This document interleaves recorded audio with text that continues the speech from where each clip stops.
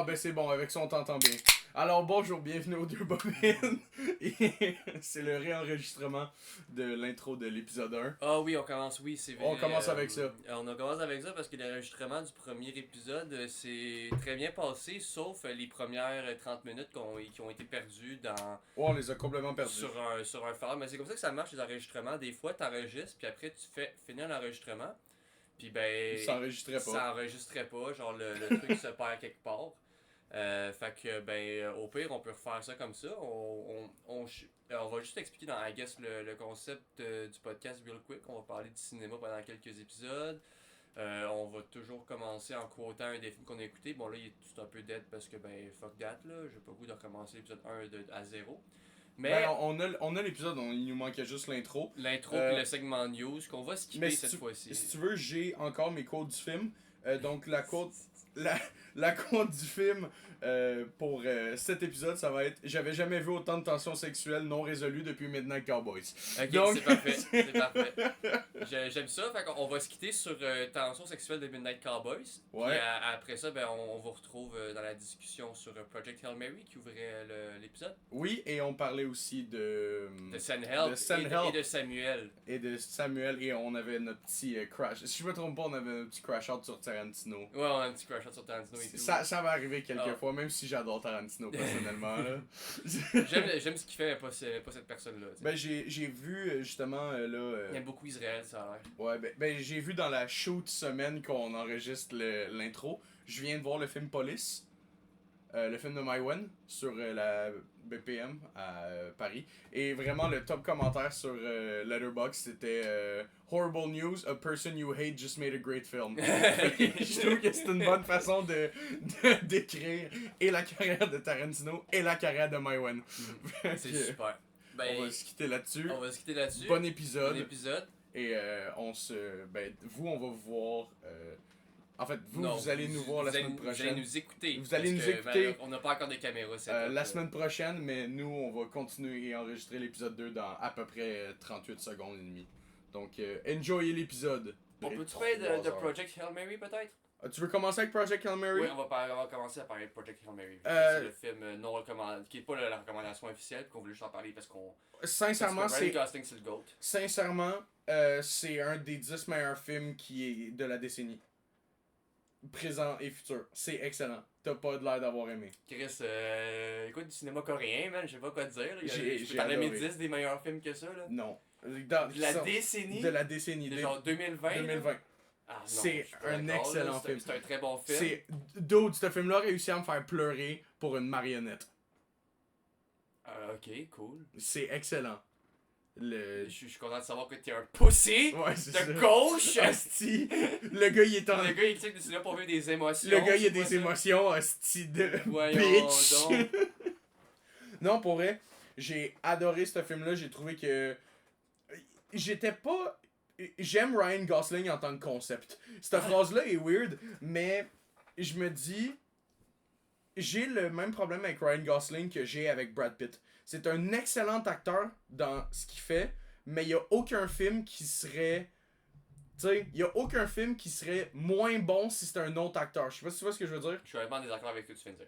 Je suis complètement désaccord avec ce que tu viens de dire. Complètement désaccord. T'es-tu en train de me dire que si tu remplaces Ryan Gosling dans Barbie par genre Ryan Reynolds, ça fait le même film? Barbie, c'est l'exception qui confirme la règle. Ok, mais t'es-tu en train de me dire ok, là tu vas en sortir Driver, hostie. Fuck you, man! Drive, ouais, c'est ça. Fuck you! Shout out à Driver.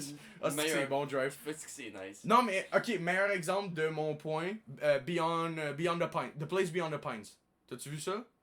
Le film, c'est Ryan Gosling qui commet des braquages avec Walton Goggins pour réussir à envoyer de l'argent à sa femme qui est plus avec pour qu'il élève son fils. Puis en même temps, on a le scénario parallèle de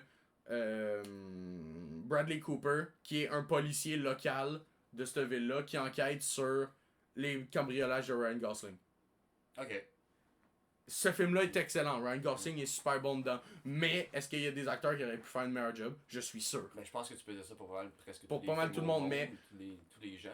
Ryan Gosling est très bon quand il est avec des acteurs très bons aussi. C'est vrai, quand tu joues avec du monde aussi bon que toi, ça se mélange bien. C'est mon point. Fait que ma principale inquiétude avec Project Hail Mary, j'y suis allé complètement blind. J'ai regardé aucun review, aucun résumé, presque aucun trailer. Ouais. J'y suis allé complètement blind et ma plus grande peur en regardant ce film-là, c'était est-ce que Ryan Gosling va être capable de carry un film par lui-même? Parce que c'était pas mal ça la prémisse, c'est qu'il était pogné dans l'espace. Ouais. Et la réponse est oui, à 100%. Oui. C'est sûr. Moi, je suis un peu en désaccord avec ce que tu viens de dire sur Ryan Gosling parce que je suis un énorme fan de Ryan. Je trouve d'ailleurs que c'est le meilleur. D'ailleurs, je dirais que c'est le meilleur Ryan de Hollywood. Fuck you, Ryan Reynolds. Jusque-là, on il est a d'accord. beaucoup plus de range que beaucoup de gens. Je trouve qu'il peut aussi bien jouer la comédie que le drame. Ouais. Il peut aussi bien jouer physique que plus léthargique, je dirais. Non, je suis un grand fan de Ryan. Fait que, quand j'ai vu Project Hail Mary, ça m'a tout de suite. C'est venu me chercher tout de suite. Puis j'étais vraiment content de voir qu'il commence, quand il commence à avoir des projets vraiment juste lui, là, littéralement. Là. C'est Ryan Gosling qu'on met au devant de la scène. Ouais, c'est ça. On vend le film autour de lui-même. Puis aussi autour du fait que c'est un livre basé sur un livre écrit par Andy Weir, qui a d'ailleurs écrit Mars. Ouais, le film Mars, avec Matt Damon. avec Matt Damon, que j'ai d'ailleurs jamais vu, mais que J'ai jamais vu ce film-là non plus. C'était une idée pour une recommandation future parce que Ouais. c'est très très bon, puis j'ai aucune misère à le croire d'ailleurs. Interstellar aussi, me semble celui qui avait écrit ça. Ah, ça, j'en ai aucune idée. C'est de la science-fiction un peu genre hopeful, qu'on dirait. Mais j'ai adoré pour vrai. Quand je suis ressorti du cinéma, on en parlait tantôt, j'avais le même sentiment intérieur que quand je suis ressorti de Superman de James Gunn. Ah ouais. Ouais, c'était. Mais tu dirais-tu que Superman c'est un des meilleurs films de Non, la décennie? attention, je parle du même sentiment. Ok. Par rapport à. J'ai pleuré en voyant ce film-là, ça m'a fait passer par l'entièreté du spectre des émotions. Mhm. Et c'est un film qui termine et qui te donne beaucoup d'espoir pour la suite. Puis c'est aussi un film que j'avais pas regardé la durée. Fait qu'à chaque fois, j'étais comme non, ça finit comme ça. Et là, whoop, ça recontinuait. Fait que j'étais comme oh, let's go! C'est comme le Lord of the Rings, le Return of the King. Il y a comme 4 fins différentes Ouais, à la fin qui exact. s'enchaînent une C'est après ça. l'autre. Il y a comme 4 fins en l'espace de 45 minutes. Puis t'es comme, c'est les meilleures 45 minutes, mais c'est. On spoil-tu ou on. Ben là, on peut peut-être rentrer dans la partie spoil vu qu'on a parlé de nos impressions. Ok, Moi, là, on j'ai va vraiment rentrer goût dans qu'on la parle partie spoil. de Rocky d'ailleurs, pas du film, mais du monstre. J'ai adoré Rocky, les mais guns, ouais. moi je voulais parler d'une séquence en particulier, qui est la séquence où ils s'en vont chercher l'espèce de génophage alien là, sur la planète. Oui, avec les lumières roses. Avec les lumières Ah, roses oui. puis vertes, puis mon gars, je pleurais, c'était C'est magnifique. vraiment magnifique. C'était magnifique Ouais, comme ouais. ça. La réalisation est magnifique tout au long du film. C'était cinématographie. magnifique. Et j'étais collé à l'écran, je pouvais pas regarder autre chose. Puis à la fin de cette séquence-là, j'ai regardé un peu autour de moi. Et il y avait 3 personnes sur leur téléphone. Ça m'a vraiment mis en tabarnak. J'étais comme, tu as un spectacle devant Ça, toi, c'est c'est fou. magnifique. On se bat pour avoir des films aussi originaux que ça, et toi t'es sur ton Ça, téléphone. c'est 3 futurs fans de Doomsday, ça. C'est 3 gens qui ont hâte d'aller voir Avengers Doomsday. Là. Oh man, ça c'est le genre de personne qui pre-order le prochain code. Oh, wow. Donc vas-y, tu voulais parler de Rocky. Oui, ben moi je vais parler de Rocky parce que vraiment le puppetry dans ce film-là est excellent. Un habile mélange entre tout et CGI, vraiment, genre il y a vraiment. Man. Et les set design, encore une fois, sont magnifiques. Magnifique. Le C'est un côté- vaisseau, mais c'est magnifique. Ouais. Et le vaisseau de Rocky est insane aussi. Ouais. Le design est malade. Puis j'ai trouvé cet aspect-là assez intéressant parce que le début du film, comment on ramène le personnage de Gosling, je me rappelle jamais même pas son nom parce que pour moi c'est Ryan Gosling. C'est. Attends, j'allais te dire ça. On ramène son personnage dans ce monde-là en disant hey, ta théorie sur le fait que peut-être de la vie sans eau c'est possible et tout, puis on a ri de toi, puis on a enlevé ta licence de scientifique. Rylan Grace. Ryan Grace. Ryan Gosling. Monsieur Grace. Ben, c'est RG, ses initiales, tabarnak. Oui. Voyons donc. Quoi? C'est un peu fourth wall breaking que tu Ryan Gosling. donnes une job à RG pour qu'il joue un personnage RG. Bon, ça. J'avoue. Là, je suis en train de nitpick. Ouais, vraiment, t'es chiant. Merde. T'es chiant. Mais c'est ça. Puis après ça, l'espèce extraterrestre vivante qu'il rencontre, c'est une roche. Tu sais, fait que ça pose la question, est-ce que, techniquement, de son point de vue, est-ce que ça lui donnerait raison à la base? Sur le fait que la vie peut arriver sans eau. Ouais. Parce que est-ce que ça veut dire que dans le fond, dans Rocky, il n'y a pas d'eau? Non, ben je pense pas Attends, qu'il y a d'eau. Y a-tu Je pense de l'eau? pas que... Attends, y a-tu de l'eau dans la roche? Parce que si y a de l'eau dans la roche, ça va complètement détruire les 5 minutes que je viens de dire. Ben je sais pas, mais la séquence où il montre à Rocky le surf, c'est super. C'est une super scène. Pour vrai, j'ai adoré. Ah oui, il y avait dans la salle. Ouais, ouais, dans l'espèce de des salle d'écran, là. 360. Ouais, j'ai adoré cette scène-là où ils font juste parler. Mhm. Mon seul petit nitpick, c'est que j'ai trouvé qu'il comprenait très rapidement Rock. Il y a comme Oui. la barrière du langage qui est montrée comme genre le big obstacle quand il rencontre un alien Ouais. est réglé en 2 scènes. Ben c'est ça, justement. C'est un petit nitpick que j'aurais aimé qu'il struggle un peu plus là-dedans, mais avec tous les struggles qui sont arrivés plus tard dans le film, Ouais. je comprends qu'il se soit dit, écoute, si on peut couper 10 minutes de ça, on va le faire. Ben, c'est pas non plus Arrival où ce que le thème du film c'est le langage, où ce que tout le film tourne autour du langage. C'est surtout sur le fait de genre littéralement construire une relation avec une espèce complètement différente de toi. Je n'ai pas vu encore Arrival. Oh my god, Arrival c'est génial. Genre Arrival de Denis Villeneuve. Je suis à Denis Villeneuve d'ailleurs. Shout out Denis Villeneuve. Complètement related, mais shout out à lui. Arrival c'est un film vraiment de science-fiction aussi assez hopeful, bittersweet aussi, mais qui parle vraiment de langage et c'est le langage tout le long du film, on décode le langage, puis c'est à la fin du film, quand on aura décodé le langage au complet, qui va nous donner la réponse à tout. Là, c'est vraiment juste un petit obstacle dans ce film-là. Puis d'ailleurs, c'est un problème que j'ai avec le film en tant que tel, c'est qu'à chaque fois qu'il y a un petit obstacle, le problème est vite résolu quand même. Il y en a beaucoup, mais le problème est souvent très très vite résolu. On parle par exemple, même littéralement, le plus gros truc qu'on va parler dans le film, là, la mort de Rocky. C'est peut-être le seul moment dans le film vraiment où il y a comme une suspension, vraiment on laisse planer le doute sur si le problème va se régler et tout. Parce qu'après ça, j'ai trouvé vraiment que c'est vraiment problème, obstacle, scène d'après, on règle l'obstacle. Obstacle, après ça, scène d'après, on va régler l'obstacle et tout. Ouais, je vois ce que tu veux dire. Oh mon dieu, je me rends compte que Rocky a plus de. Je l'ai laissé, je me rends compte qu'il va mourir empoisonné dans son vaisseau, je vais le retrouver tout de suite. On se retrouve, blablabla, et on... Ben ça, il y a... Par contre, ça, il avait déjà établi genre une scène avant que il lui restait assez de gaz pour faire demi-tour pour aller aider Rocky, mais c'est tout. Ouais. Puis que Rocky, ça avait été dit vraiment avant dans le film que Rocky pouvait survivre, genre, tu sais, il se mettait comme en espèce de stase pour pas mourir. Dormir, ouais. Tu sais, ça avait été déjà spécifié avant, fait que je comprends ton point, mais je me dis, fine. Tu sais, tu l'as établi avant qu'il meurt pas immédiatement. Il meurt comme, il est en stase, puis vraiment après, il meurt. Mhm. C'est pour ça que Rocky s'est pas rendu compte que tous ses chums sont morts en même temps, tu sais. Ouais. Fait que, ça, je suis d'accord, puis non, mais moi, j'étais content. Pour vrai, je me suis dit, en sortant, ma première pensée, ça a été, j'aurais laissé Rocky mourir. Tu sais, dans le moment où, Pour justement, quand il sauve pour avoir une espèce de sacrifice héroïque, puis que Grace décide, au lieu d'envoyer la sonde sur Terre, genre, envoie la sonde dans sa planète de Rocky, puis après qu'il fasse « Chris, j'ai assez de gaz pour revenir parce que Rocky en avait dans son vaisseau, tu sais. Mhm. Mais, honnêtement, c'est pas mal mon seul problème avec le film. Je pense pas que j'ai une réaction autant émotive que toi, par exemple. Ah, man, j'ai pleuré. J'ai. C'est un film qui m'a happé comme un autobus. Ce film-là fessé plus que le clos à Sorel. C'est. Ok, ouais, j'avoue. Ok. Ben, je suis quand même content. J'aime le design de la créature de l'Alien, vraiment, de son vaisseau en tant que tel. C'est Alien de zéro. De bout à bout, vraiment. Genre, c'est complètement externe. C'est pas un design boring de genre des aliens gris. Ouais, c'est ou ça. des Lizardmen. C'est vraiment, genre, c'est complètement différent de ce qu'on pourrait penser de la vie, en fait. Fait que c'est pas difficile de s'imaginer qu'une créature comme ça pourrait exister dans un univers avec des lois complètement différentes aux nôtres. Ouais, c'est ça, parce que il y a aussi un moment où il est comme, oh shit, ils sont super avancés sur beaucoup de choses, mais ils comprennent pas les radiations.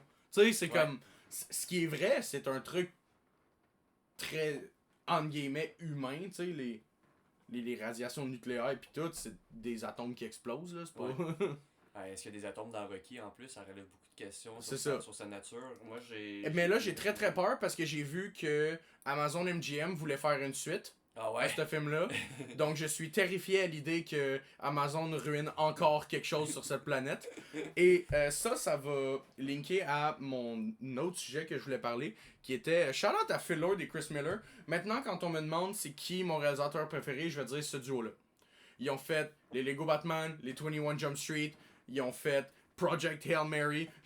Ces gars-là sont capables de faire des films excellents, qui fassent de la comédie, qui fassent du stop motion pour enfants, qui fassent des comédies plus adultes comme 21 et 22 Jump Street, qui étaient très basées sur l'improvisation, ou qui fassent des films tirés de livres supra-philosophiques. Ouais.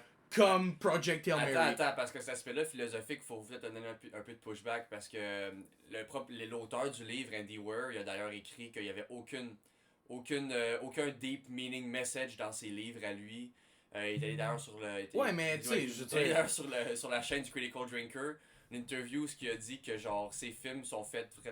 Ses livres en fait, il n'y a aucun aspect politique. Philosophique ou ouais, mais woke pas... dans ses films. D'ailleurs, il déteste la culture woke. Ouais, mais tu d'ailleurs, sais, c'est pas... mais un film n'est pas un livre. Andy Weir, c'est Alan Moore, là.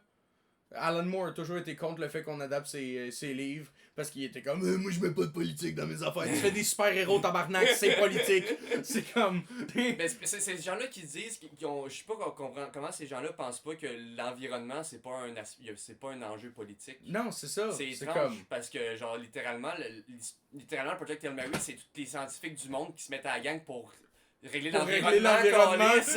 Genre, en quoi c'est pas politique? L'environnement, t'as littéralement des lobbies anti-politiques, genre des big oil companies qui veulent défaire les messages environnementaux et tout. Tu sais, mais c'est ça, j'ai le même problème. J'ai un problème avec les auteurs qui veulent pas être politiques, mais qui écrivent des choses qui sont intrinsèquement politiques. Parce que tout est politique. Dude, Alan Moore, il a écrit Watchmen. Attends, t'es sûr qu'Alan Moore a dit qu'il mettait pas de politique dans ses livres? Oui, parce que quand les Simpsons ont voulu faire genre une espèce d'adaptation, genre un épisode spécial à Alan Moore, il a fait non, parce que les Simpsons c'est rendu politique, puis moi je veux pas que mes choses soient politiques. C'était quand ça? Je sais pas. Parce que Alan Moore a été apparu dans les Simpsons par exemple, dans ouais, son épisode. Avant, mais après ça, ils ont voulu faire genre. C'était après ça. Oh, ouais, mais c'est ça, tu sais, c'est comme. C'est politique, tout est politique, c'est un fait. Maintenant, tu peux décider de. Tu sais, en même temps, les politiques des Simpsons, c'est un peu cringe des fois. Là. Oui. Genre Elon Musk apparaît dans les Simpsons, là, pis les gens qui sont genre oh, it's Elon Musk, he's here to save the earth. Fuck you, Lisa, man. Oh, shut the fuck up. Ok, ben ça va être ça la description de l'épisode. Fuck you, Lisa, shut the fuck up. Fuck you, Lisa. Fait que c'est ça, mais tu sais, tu peux. C'est un prof de philo cégep qui m'avait dit ça. C'est la seule affaire que j'ai écoutée ever dans mes cours de philo cégep. Il m'a dit tu peux choisir ce que t'écris, pas comment les gens le lisent. Et j'ai trouvé que ça faisait énormément de sens. Fait que Andy Weir, shut the fuck up. Ah ouais, l'interprétation d'une œuvre est libre à tout le monde. Puis aussi, entre un livre et son adaptation, il y a un processus de transformation qui se passe. Oui, puis. Que ce soit du point de vue de l'écriture. S'il y a bien un duo qui prend des choses pas politiques à la base pour les rendre. Pour leur donner un deep meaning, c'est Phil Lord et Chris Miller. Hey, c'est eux autres qui ont rendu un film pour enfants basé sur des Lego anti-corporation.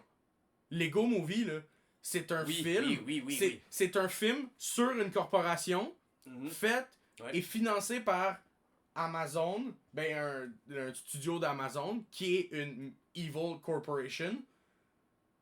Tous ces gens-là se sont mis ensemble pour payer 2 dudes pour faire un film sur des jouets anti-corporation. Ouais. C'est malade, Puis man. Après ça, ils ont fait Lego Batman. Oui. Qui est encore un film anti-billionaire. Puis où Batman a toujours été un player dans les comics. Ils font une romance homosexuelle avec le Joker. C'est malade! C'est malade, man! C'est insane! J'adore ces gars-là. Ils sont capables de prendre les sujets les plus triviaux puis en faire des commentaries politiques, financiers, environnementaux. C'est des génies du cinéma. Mais qui se disent, ça va être drôle, on va faire des jokes de pet avec Jonah Hill. Et j'adore! Parce que des fois, entre des commentaries politiques, socio-économiques, t'as besoin de faire des jokes de pet avec Channing Tatum. T'as besoin d'avoir des scènes où t'as Channing Tatum et le fils à Kurt Russell dans une pièce où l'écran, où la caméra est pas sur eux, et t'as juste Jonah Hill qui les regarde, où ils font yeah, puis après ça pan out et ils sont juste au gym en train de le spotter, balls in the face. C'est insane. J'adore 22 Jump Street, c'est un chef-d'œuvre. Ouais, là, wow. Okay. Man, Ok. ces gars-là sont incroyables. C'est des super réalisateurs qui... Je vais aller les stalker sur Letterboxd live. Ok, vas-y, là, je vais faire du meublage un peu. Vas-y, parce Ok, que... on a parlé d'ailleurs de Project Hail Mary. On a parlé du fait qu'on n'a pas vu fucking Man on Mars. Alone on Mars? Matt Damon on Mars. The Martian! The Martian. The Martian, le Ok, Martien. voici Vas-y. quelques films de... là, j'ai juste mis Phil Lord, parce qu'il n'y a pas Lord Miller ensemble comme... Ben, ça marche pas comme ça, les deux box. Ouais, c'est ça le problème. Donc, voilà.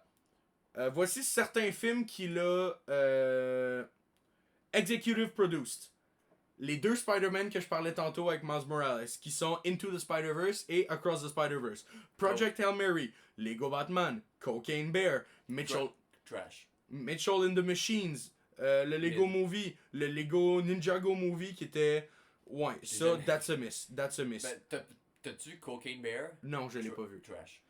America the Motion Picture. C'est un film mid. Dans le sens, c'est 50 ou 60, mais encore une fois, il y a énormément de commentary politique dans ce film-là.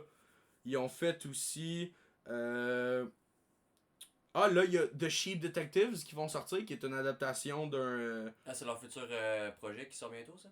Oh oui, ça sort très bientôt. C'est des moutons qui essaient de savoir c'est qui a tué Hugh Jackman. Ça a l'air génial. Honnêtement. Ça a l'air absolument génial. Ouais, puis c'est basé sur un livre anglais, un espèce de wannabe Agatha Christie. Puis Oh my god, c'est genre un whodunit movie. ouais, mais avec des moutons. Hop, des moutons qui parlent. Ouais. Génial. Ah oui, c'est aussi lui qui a écrit Cloudy with the Chance of Meatballs, qui est un commentary environnemental. Oui, qui est un bon film. Tu sais, c'est comme... Mieux que le deuxième, ça c'est sûr. Ces gars-là sont excellents. Fait que voilà, c'était ma petite parenthèse sur Phil Lord et Chris Miller. Je voulais juste mentionner que j'adore ces gars-là et que Hollywood serait pas mal moins bon sans eux. Honnêtement, avec ce que tu viens de me dire, c'est clair que c'est vrai. C'est le fun d'avoir du monde qui crée encore des nouveaux projets et tout. Ouais, puis ils essayent éperdument de racheter les droits de la série Jump Street pour sortir 23 Jump Street. Ah, ils ont plus les droits. Ils ont plus les Puis ils droits veulent faire 23 Jump Street? parce que c'est Paramount qui est comme non, moi je garde les droits. Fuck you, Phil Lord et Chris Miller. Fait que c'est pour ça que tu vois plus Channing Tatum, ni Jonah Hill, ni Ice Cube dans des produits, dans des projets Paramount. Parce que les trois ont fait ah ouais, vous voulez pas leur laisser la licence? Fuck you. Je pensais que c'est parce que Jonah Hill avait plus de carrière parce que maigri, il a commencé à prendre du Ozempic puis il voulait plus le caster dans le game maintenant. Aussi, parce mais il peut pas jouer le funny fat guy, fait qu'il peut pas jouer rien d'autre. ce qui est complètement ridicule parce qu'il y a un range ce gars-là. Ah ouais? Oui, c'est J'ai jamais vu faire autre chose qu'un funny fat guy. c'est du typecast, mais même quand il fait ça, il est très solide. Tu sais, quand tu penses à un acteur, souvent là, quand tu penses à un acteur qui est juste straight up comédie dans des films sérieux, il fait tâche, selon moi. Tu sais, comme quand Adam Sandler a décidé qu'il commençait à avoir une carrière sérieuse. Genre. Wow. C'est un bon acteur. Je trouve qu'Adam Sandler est un bien meilleur acteur que Jonah Hill. Ben, Bien oui, meilleur. je dis pas le contraire, mais ça fait tâche. C'est un fait. T'aimes pas Uncut Gems? J'ai pas vu Uncut Gem, T'aimes il est pas sur ma liste. Punch Drunk Love? Je l'ai pas vu non plus. Bref. T'as vu quel film sérieux de Adam Sandler, esti? C'est genre Happy Gilmore 2 que t'as vu? Ben, je sais que t'as vu Happy Gilmore 2. On mentionne pas ce film-là. T'attendais à quoi, man, quand t'as vu Happy Gilmore 2? On mentionne pas ce film-là. Même le 1, il est mid. Ouais. C'est pas tant un hot take en plus, là. C'est juste. J'aime pas Adam Sandler. Tu voulais juste voir Becky Lynch en mon tabarnak? Hein? Tu voulais juste voir Becky Lynch Dude. sur un terrain de golf. D'autres, c'est genre un caméo. Ça, j'ai trouvé ça. Bref, on va pas se lancer sur sur Happy Gilmore Gilmore 2. là. Non, c'est ça, j'aime pas Adam Sandler en tant que concept. C'est de IDF. C'est de IDF guy. Fait que. Bref, j'aime pas le concept d'Adam Sandler. On voulait pas trop te parler de Project Hail Mary. Ouais, ben c'est là-dessus. Ben, moi, man, j'ai dit tout ce que j'avais à dire. Sur Moi un ce peu film-là. aussi, on passe à la note. Oui, moi j'ai mis un beau 5 sur 5 sur Letterboxd. Ah ouais. Moi j'ai mis un 4. Ce qui est fait 4 mais avec un like, avec une belle appréciation. t'es tout le temps vraiment plus critique que moi. Ben, en fait, t'aimes rien dans la vie. Ça, c'est une affaire que j'ai remarqué. Ben, je m'aime moi quand même. Oui, c'est ça. Il se croise dans le miroir. Non, c'est juste. En fait, t'es très pessimiste dans ton appréciation du cinéma. Ouais, et c'est ben, parfait parce que moi, j'ai tendance à être pas assez pessimiste. C'est vrai que ça en dit loin parce que j'aime plus The Arrival que Project Hail Mary, puis c'est beaucoup plus pessimiste que Project Hail Mary déjà Arrival. Mais bref. Mais, Ouais, moi j'ai mis un beau 5 sur 5. D'ailleurs, je vais plugger mon Letterboxd maintenant. Tu peux faire le même. Moi, vous pouvez me trouver sur Letterboxd. Moi, c'est Carlos Tacos. Prenez celui avec la photo de Ice Cube dessus. Alex Pocket 35, comme sur l'entièreté des autres réseaux sociaux. Et ma profile picture, c'est Dominique Mysterio. Fait que. What a fucking mark! What a mark, What bro! a fucking mark! He likes vanilla midgets! C'est pas vrai, il est genre 6 pieds 1, genre, lui, Mysterio. Ouais, vraiment. Dominique. Je vais juste en profiter aussi qu'on n'a pas encore commencé à parler de notre sujet principal de l'épisode. Pour mentionner que j'ai vu Prodigal Daughter sur Netflix, qui est le nouveau One Woman Show de Taylor Tomlinson. C'est bien? Très solide. Très solide. C'est cool. Et c'est aussi un One Woman Show qui a excessivement fâché Maga. Parce qu'elle fait Ça énormément. doit être bon d'abord. Elle fait énormément de jokes sur le fait que son ex, c'est un peu une bitch. Ok. Et elle a une espèce de. Tu sais, elle ridiculise un peu le Not All Men. Là. Ah, ok. Et j'ai Ok, adoré. ok, J'ai adoré, ok. je te conseille ce. 62, c'est 62 million visits, not 62 million men. Je fais une référence au site web de Rape qui a fait une controverse dernièrement parce qu'il y avait genre 62 millions de visiteurs sur un site qui disait aux gens comment violer du monde. Oh merde, on se parle plus fort, t'es vraiment comme. Ah très ouais, bon à en ce point-là. moment. Ouais, Là, c'est parce que mieux. c'est un sujet un peu touché, fait que j'ose pas le dire aussi trop fort là parce que. Ouais, fuck ma gars, fuck ma gars. Si vous avez pas compris que c'était clairement un podcast de gauche, décalissé. Non, attendez qu'on plug notre Patreon avant. Oui, et aussi mettez-nous des commentaires haineux, comme ça on va pouvoir faire plus de contenu. Oui. Et il va y avoir du engagement. Fait que s'il vous Ouais. plaît, soyez racistes dans les commentaires. Fouah. Alright. What the fuck? Tu es raciste envers nous, par exemple, pas envers d'autres groupes de gens. Oui, non, c'est ça. On est raciste envers les hommes blancs hétérosexuels qui viennent de la classe moyenne supérieure. Pas personne d'autre. Maintenant, on peut se lancer sur notre sujet principal de l'épisode. Simon, si tu veux. Ouais, c'était ma recommandation de cette semaine parce que c'était mon idée de podcast. Fait que c'est moi qui commençais avec la première recommandation. J'avais décidé d'écouter Send Help parce que à ce stade-là, je n'avais pas encore vu Send Help et je voulais le voir depuis un bout. Donc, comment présenter Send Help? C'est l'histoire d'une femme jouée par Rachel McAdams. Oui. Et d'un homme principalement qui est joué par Dylan O'Brien. Qui dans le fond Rachel McAdams travaille pour une boîte. Il dit jamais vraiment c'est quoi l'entreprise, Ouais, mais c'est pas c'est une espèce de classique ils font des entreprise deals. du CAC 40 là. Ouais, une Evil Company. Là. Evil Company number 2. Evil Company number 2. Très bro, l'idée par les bro code, très. Basically, le big, Très maga. ouais, le big boss de la compagnie, il est comme mort récemment, puis là son fils a take over, puis il a donné une promotion à son meilleur ami qui travaille pour la boîte. Qui Ça fait genre qui est vraiment underqualified Ah oui, là. il est pas là pour travailler, il est là pour faire du cash, mais pas pour travailler pour. Puis t'as Rachel McAdams, elle a dit ça fait genre 8 ans qu'elle se brise Ouais, le c'est cul, ça. qu'elle travaille dur. J'ai adoré d'ailleurs l'espèce de contre-champ où on entend Dylan O'Brien pis son Donovan. Tu vois à quel point on s'en calissait de son nom, je savais même pas qu'il y avait un nom. Mais c'est Donovan, joué par Xavier Samuel, qui a joué dans à peu près fuck all d'autres. Ok. Mais qui a vraiment de l'air d'un bro dude. J'ai trouvé qu'il nailed son rôle. Très bon casting. Très bon le casting dans ce film-là est Oh, excellent. Excellent, pour vrai. Euh, Pour vrai, McAdams puis Dylan O'Brien, ils ont une très bonne. Il y a une très bonne chimie, ensemble, pour vrai, là. C'est vraiment très Mais c'est ça. Fait que j'adore où on a le contre-champ de Bradley, qui est le personnage de Dylan O'Brien, et Donovan qui parlent dans le bureau où on entend les bruits de golf. Oui. Tout ça avec un contre-champ du LinkedIn de Donovan qui est complètement vide parce que il y a fuck all.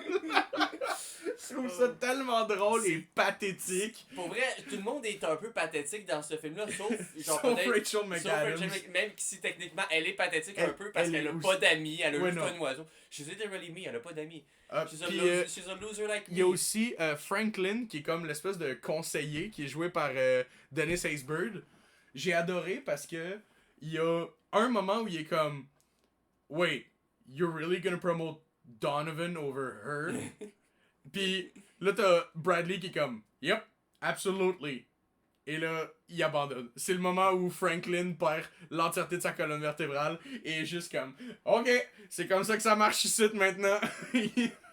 C'était genre c'est la seule personne qui va opposer Bradley jusqu'à ce qu'il se ramasse sur l'île. Ce qui est pas un spoiler, on n'est pas encore dans la partie spoiler. Non, ben non, ça c'est dans j'ai le pas- petit trailer là. J'ai même pas fini le résumé. En fait, là, à ce moment-là, ils vont être dans un crash. Puis là, juste Rachel McAdams et fucking Bradley. Bradley C'est le nom du personnage. vont se Bradley retrouver Preston. sur une île. Puis vu que Rachel McAdams, ben, elle a pas nécessairement une vie en dehors du travail, à part le fait qu'elle capote sur Survivor. D'ailleurs, une émission de télé-réalité une des rares émissions de télé-réalité qui a actually de l'allure, beaucoup. Survivor, Ouais. très très bon. J'ai jamais écouté parce que j'ai passé le temps à peine. Ouais, moi Mais- non plus, mais pourtant j'ai écouté Jersey Shore. J'écoute Jersey Shore en ce moment, puis c'est très bon aussi, pour différentes raisons. D'ailleurs, toutes les Ouais, saisons j'arrête en pas de DVD. regarder toutes les astuces DVD que t'as dans ton Ouais, armoire. J'ai ça fait- commencé avec ma blonde Jersey Shore parce qu'elle capote sur télé-réalité. Ok, ben là, si c'est ta blonde, c'est bon, t'as une excuse. J'ai anamically beaucoup de fun moi aussi sur Jersey Non, Shore. non, non, non, faut que tu dises que c'est ta blonde. Faut que Non, tu non, dises que non, tu l'écoutes pour elle. J'adore Jersey Shore. D'ailleurs, shout-out à Paulie D. Alright, c'est Le la fin seul du gars du podcast. cast. Merci! C'est le seul- C'était le premier Non, et non. dernier épisode. Paulie D qui est genre un des seuls gars de Jersey Shore qui a actually de l'allure puis qui est pas un futur batteur de femmes. Là. Donc, ouais. Parlant de batteur de femmes, let's go back to Dylan O'Brien. Non, c'est pas vrai, c'est pas vrai, c'est pas vrai. Voilà. C'est pas non plus un batteur de femmes. D'ailleurs, Send Help, qui est un film qui est très très très Sam Raimi coded. Qu'est-ce que tu fais? Pourquoi tu ouvres ma Je porte? vais chercher le jus de pomme Tim Hortons. Ok, t'as soif, c'est bon. Ben, je vais meubler et je vais justement continuer à parler du film. Donc, on a un film ici qui parle vraiment d'élitisme, patronat, puis du bro culture, cancer dans la culture du. Pas du capitalisme en particulier, mais genre. Vraiment du patronat, puis des boîtes et compagnie et tout. McAdams a beaucoup de charisme dans ce film-là. D'ailleurs, il y a une scène qui m'a vraiment fait capoter. C'est la scène où genre, elle se présente à son nouveau boss. Puis elle a comme genre un petit morceau de sandwich à la dinde un peu, genre pogné sur le bout de la, C'est sur du le bord thon, de la tout le bouche. fish. Tout le fish. Du thon. Puis t'as juste Dylan O'Brien qui fait juste genre clairement fixé, qui prête pas attention à ce qu'elle dit. Il fait juste checker le petit morceau de thon qu'elle a sur le coin de la bouche, puis il ose même pas.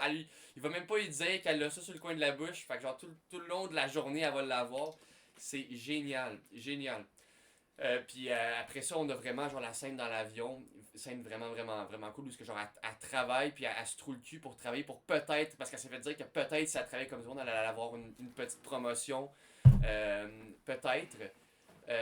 Puis pendant que les 4 autres bros dans l'avion, dans le jet privé, ils font juste chiller, puis littéralement ils se moquent ouvertement d'elle, dans son dos, en checkant. Même pas dans son dos. Ça, je sais pas si c'était volontaire ou pas de la part de Sam Raimi, mais j'ai adoré.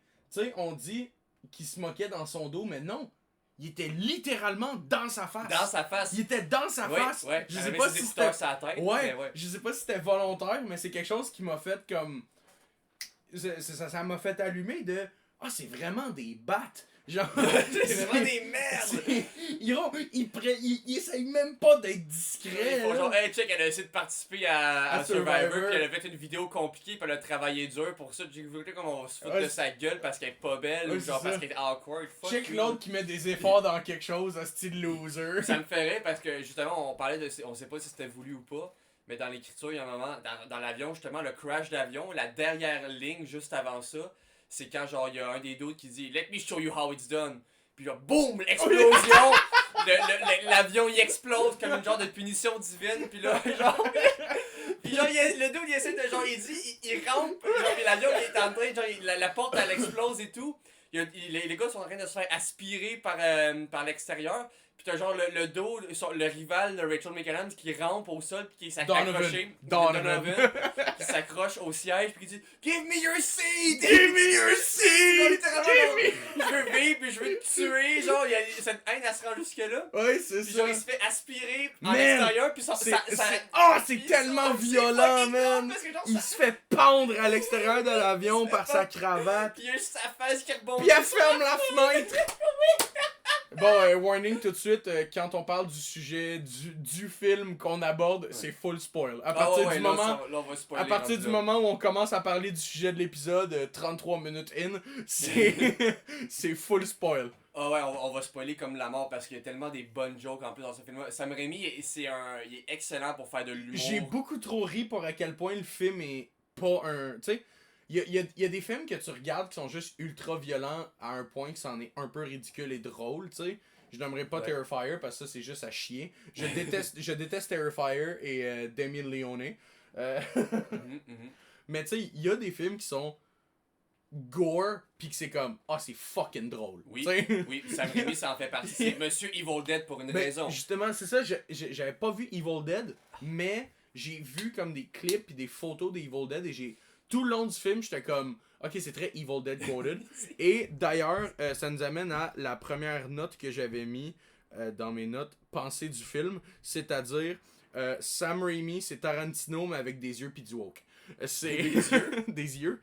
Ouais. Parce que les yeux, genre, ils décrisent dans leur orbite un peu. J'ai compté, il y a 6 fois où on voit un œil complet. Oh, ok, oui. Dans le film. Oui. 6 fois. C'est vrai. Puis d'ailleurs, une joke dans Evil Dead 2, je pense, si je me trompe pas, genre littéralement l'œil qui sort de l'orbite de la fille, puis qui littéralement qui fait juste léviter, genre qui fait juste genre voler comme s'il était tenu sur le bout d'un fil, puis c'est juste fucking drôle parce que les effets spéciaux dans Evil Dead sont un peu mal faits, mais en même temps sont complètement assumés. Fait que ça donne un ton complètement décalé au film qui est absolument génial. Puis on parlait tantôt des Dude Bros qu'on connaissait pas leur nom parce qu'ils étaient tous comme la même personne. Même personnalité, ils ont tous la même personnalité. C'est aussi une pensée du film que j'aurais trouvé le gag vraiment méta. J'ai écrit dans mes notes, j'ai hâte de voir lequel va être joué par Glenn Powell. moi j'étais sûr qu'il y a juste Glenn Powell qui allait à un moment donné popper dans le film pour genre un cameo, juste pour montrer que toutes les hosties de Dude Bros c'est les mêmes. Même j'aurais adoré que Donovan soit joué par big actor super connu et super marketable Glenn Powell, tout ça pour qu'il meure dans les 20 premières minutes. Mais en fait t'as pu mettre Dennis Quaid parce que c'est littéralement Dennis Quaid dans la vraie vie. C'est littéralement ce que Dennis Quaid. Hey, il a joué William Regal. Il a joué Regan dans la biopic de Regan. La dernière. Oui, c'est vrai. J'espère qu'il est un film absolument horrible, j'ai entendu. Mais peut-être que si je veux m'affliger une biopic sur Regan, je vais checker ça. I guess à un moment donné. Mais d'ailleurs, c'est surprenant. Comment un homme comme Dennis Quaid peut avoir un fils aussi cool que Jack Quaid? Ben c'est ça. Moi, le gag que j'allais faire, c'est la meilleure affaire que. La meilleure partie de la carrière de Dennis Quaid et Meg Ryan, c'est Jack Quaid. La meilleure affaire qu'ils ont donnée à Hollywood, ces deux-là, c'est Jack Quaid. C'est comme. Moi, j'ai hâte qu'on ait Jack Quaid et Margaret Qualley dans le même film pour avoir comme le Avengers de Nepo Baby meilleur que leurs parents.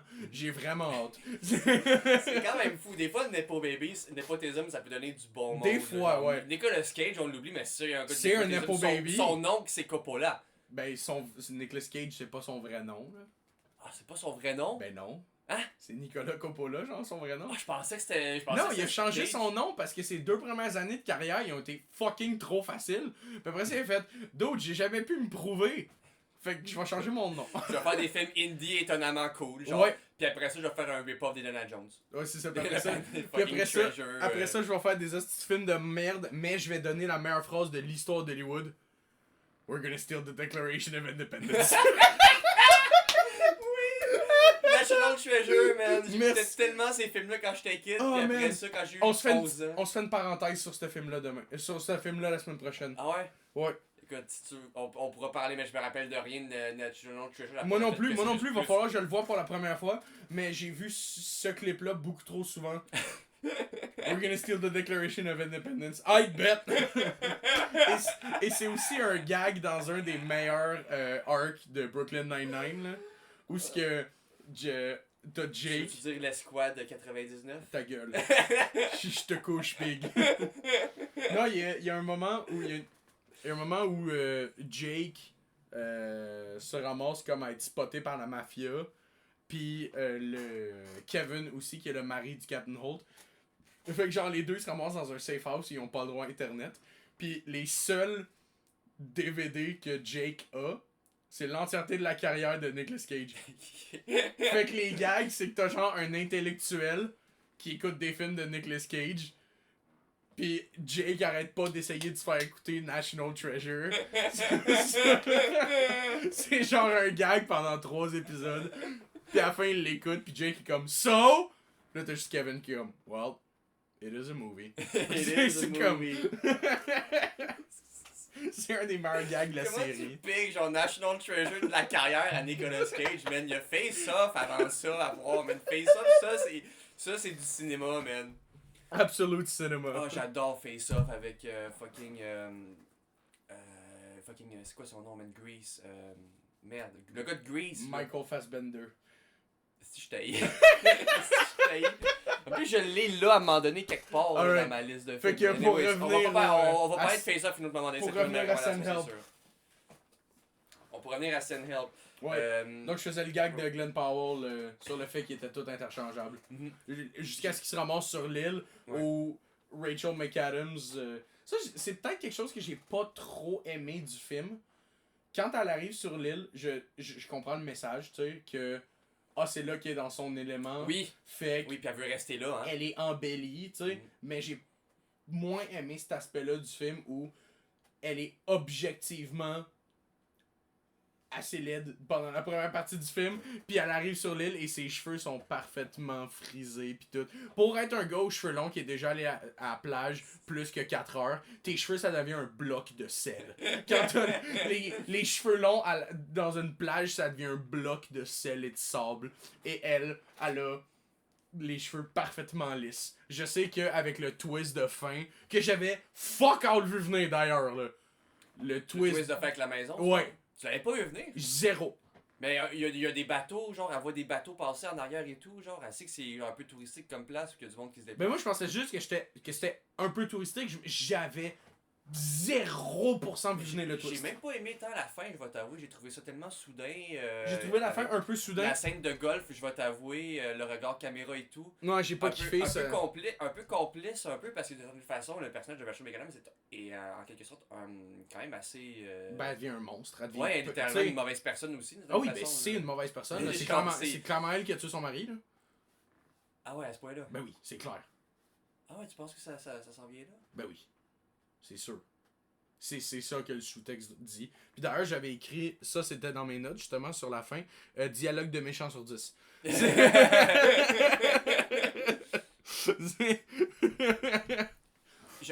Un truc que j'aime beaucoup du film, c'est vraiment genre à quel point les personnages principaux, les deux personnages principaux se font péter la gueule tout au long du film par leur propre choix merdique et tout. Littéralement, genre l'acteur, le personnage qui mange un insecte. Oui, puis après ça, il se met à vomir! Genre, pourquoi tu te fais ça? Pourquoi tu t'infliges ça? Ça, c'est vraiment une marque de commerce des films de Sam Raimi, c'est les personnages principaux qui se font péter la gueule tout au long. Genre, tu vois ça dans Evil Dead 2, la scène où ce que fucking... Merde, je blague tout le temps sur les noms d'acteurs. Ash, Bruce Campbell. Okay, oui. Avec le Bruce Campbell, littéralement sa main elle prend vie puis il se frappe avec sa propre main. Il se pète des assiettes sur la tête pendant 5 minutes. Puis à la fin, il la coupe. Genre il coupe sa propre main, je fuck you aussi. Puis il la remplace par une tronçonneuse. Absolument, j'adore Evil Dead 2. Parce que fuck yeah! Fuck yeah! Puis dans le 3, il arrive avec un sawed-off shotgun. Ouais. Il tire sur des squelettes. Des squelettes chevaliers, genre dans une époque moyenâgeuse. Parce que fuck c'est génial! C'est génial! Parce que why the fuck not? Non, mais il mange l'insecte. Oh my god! J'ai adoré la scène aussi où il est comme fuck you, Linda! Il se retourne pis il se mange la vague en pleine face. Oh, si j'ai ri! Encore une fois, l'aspect punition divine, comme dans l'avion. Il a fallu que je mette le film sur pause parce que j'en pleurais de rire, man.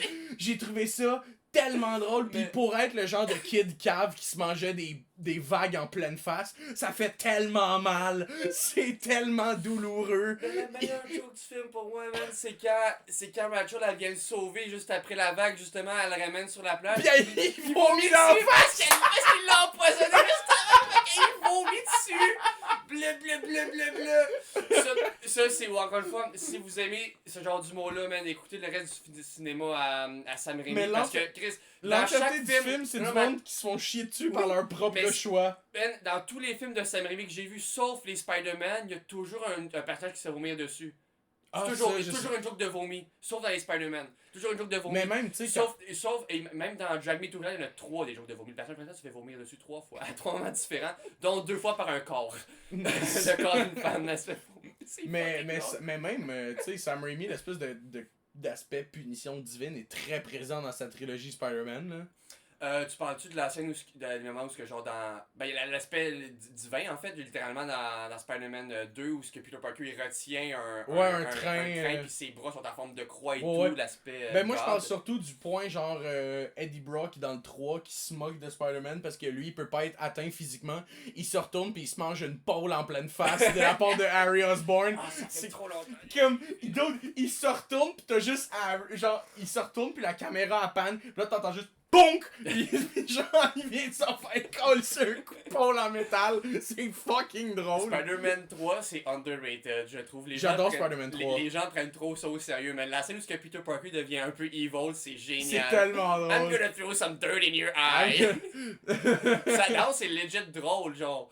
Genre, le monde, ils sont genre, oh non, ça détruit le passage de Peter Parker. Man, fuck you, laisse-le avoir du fun. Surtout, Laisse- surtout, tous ceux qui disent que Spider-Man méchant, ça marche pas, t'as jamais lu un tabarnak de comic book, mon gars. Tu peux transformer n'importe quel héros en personnage méchant. Ben non, mais C'est surtout une le façon green... de- Le Black Suit, c'est ça. Venom, Ouais, c'est la Venom corruption a de pas... Venom. Non, mais Venom existait pas au début. Le Black Suit, c'était juste Evil Spider-Man qui Ah, ok. revenait d'une dimension après Secret Wars. Mais non, Venom est apparu genre 2 ans après le Black Suit. C'est comme ça qu'ils ont justifié le Black Suit. Ok. Ok, ouais. Ils ont inventé un nouveau personnage pour justifier que Spider-Man était un méchant. Mais Spider-Man est evil après le... Tu sais, quand il met le Black Suit, c'est qu'il croit plus en l'espoir du symbole de Spider-Man. Ouais, c'est vrai. C'est juste ça. Ça, c'est la fin de la parenthèse sur Venom. Et sur pourquoi Spider-Man 3 est la meilleure représentation de Venom à l'écran. Parce que fuck you, Tom Hardy. Attends, t'es pas fan des films de Tom Hardy? Voyons donc, J'ai c'est détesté génial. ces films-là. C'est des Let films there médiocres. be carnage! Mais j'ai détesté le fait que dans ces films-là, C'est tellement à chier, les Venom! c'était à chier les C'est Venom. tellement à chier. Comment tu wastes Woody Harrelson en carnage Man! en plus, man? Fuck Comment you. tu rates Woody Harrelson? Pour vrai, là, c'est pathétique. C'est pathétique. Non seulement tu rates Woody Harrelson... T'as-tu encore Non, fait non, ça? je pensais que je l'avais fait, mais je l'ai pas fait. Non seulement tu rates Woody Harrelson, tu rates Andy Serkis. Et ça, je te laisserai jamais l'oublier, Sony. Mange tes morts. Ben, Andy Serkis, c'est pas tant bon, là. Pardon? Je sais pas, t'as-tu le tué pour Animal Farm? Non, mais genre, c'est l'exception Il, qui compte. il va jouer dans The Hunt for Gollum. Faut qu'on parle de ça à un moment donné, là, The Hunt for Gollum, là, la sequel au Seigneur des Anneaux, là. Fucking Eli... Ouais, t'as pas entendu parler de ça? Non? Ils vont faire une sequel au Seigneur des Anneaux? T'as dit Eli, s'il te plaît, pas Eli Roth. Non, je sais pas qui réalise, mais Ok. ils vont ramener Elijah Wood. Ok. Puis Ian McKellen qui a genre 90 ans en gardant. Mais laissez-le prendre sa Laissez-le retraite! mourir! Laissez-le mourir! Si, il a fait Sherlock, puis il avait déjà de la misère à mettre un pied devant l'autre. Puis l'histoire du film, c'était que Sherlock était rendu trop vieux pour continuer à faire des shit. C'est littéralement Ian McKellen. C'est méta, là. Oh man. Alright, fait que pour continuer sur Send-Help.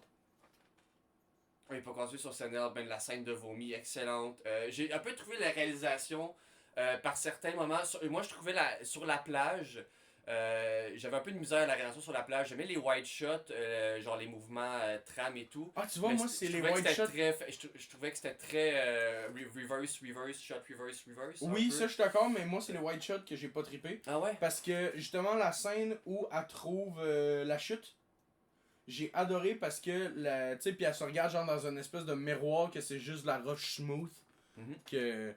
Puis c'est comme sa libération. C'est comme la scène où il y a un changement de Linda du bureau à Linda Survivor. Tu sais, c'est comme vraiment c'est là qu'il y a un character tweak. La première affaire que je me suis dit, c'est filmé comme une cutscene de jeu vidéo. Et j'ai adoré. Et il y a beaucoup d'autres scènes qui sont filmées comme ça. Je sais pas si tu vois la vibe que je veux parler. Ouais, je comprends ce que tu veux dire parce que il y a une espèce de j'ai cette vibe-là en vibe, général il y a une dans espèce la de réalisation. vibe de cutscene de jeux vidéo que j'ai adoré puis qu'on perdait complètement des white shots. Ok. Puis il y a aussi des, tu sais, il y avait des mouvements de caméra super intéressants. Il y avait des plans séquences qui n'avaient pas lieu d'être, mais qui rendaient juste le film meilleur, et au contraire, des scènes qui auraient pu être des plans séquences qui étaient juste des espèces de reverse shot, encore et encore et encore et encore et encore. Ouais. Ça, je pense que c'était volontaire. Par contre, pendant les scènes de discussion, tu sais, justement, celle sur la plage où ils se saoulent au toilet wine, Oh my god, oui, c'est vrai. tu sais, où c'est juste shot reverse, shot reverse, Ils ont shot dit qu'ils reverse, vont shot tomber reverse, shot amoureux un reverse, peu, shot tout. reverse. Oui, et sur cette scène-là, j'avais une autre note.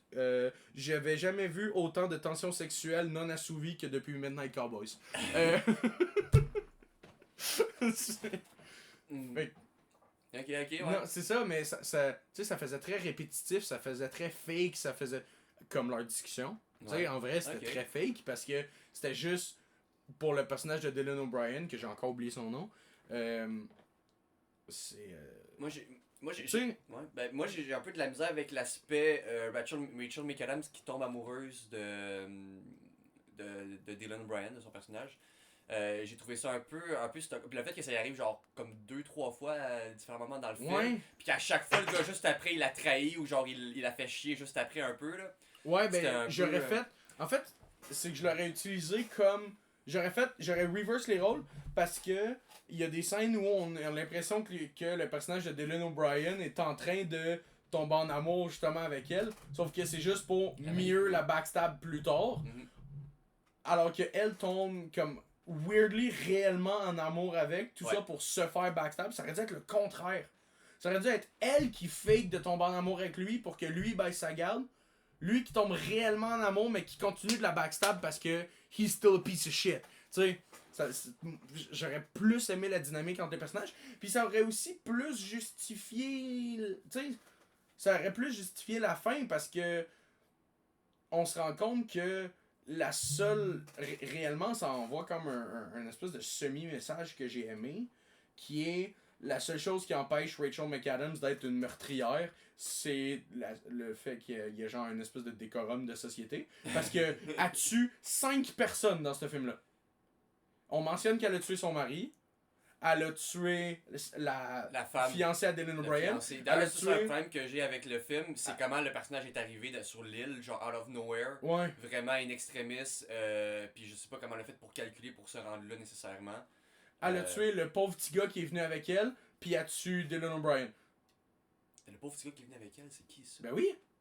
Moi j'ai vu le film le jour où je t'ai dit de regarder Ok. le film. Toi, je sais que tu l'as vu genre aujourd'hui, comme 2 semaines après parce que t'es pas responsable. Il y a un gars qui arrive sur l'île avec la fiancée de Dylan O'Brien.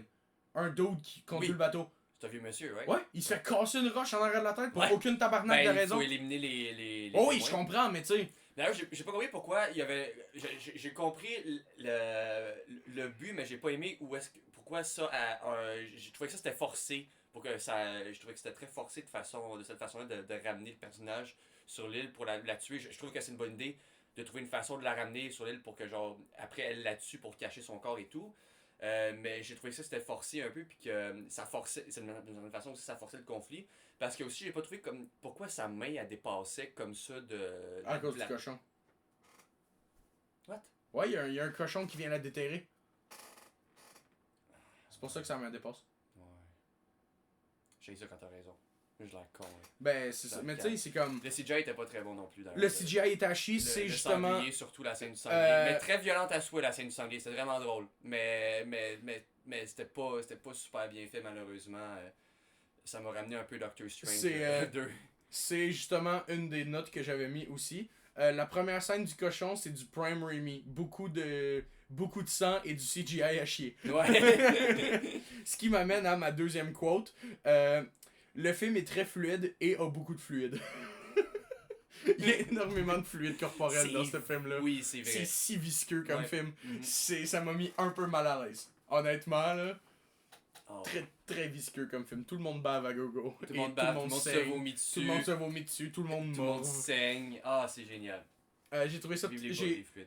J'ai trouvé par contre l'humour volontaire du film très awkward. Ça, c'est Oui. un gros pet peeve du film. J'ai trouvé que les gags qui étaient volontairement drôles, tu sais, les scènes qui se sont dit, ah, là, on va mettre une scène de comédie très très awkward. Genre la scène. Genre les beaux malaises awkward ou genre awkward t'as pas ri pis tu t'étais gêné dans ton propre salon? J'étais gêné dans mon propre salon. Oh, Genre, ok.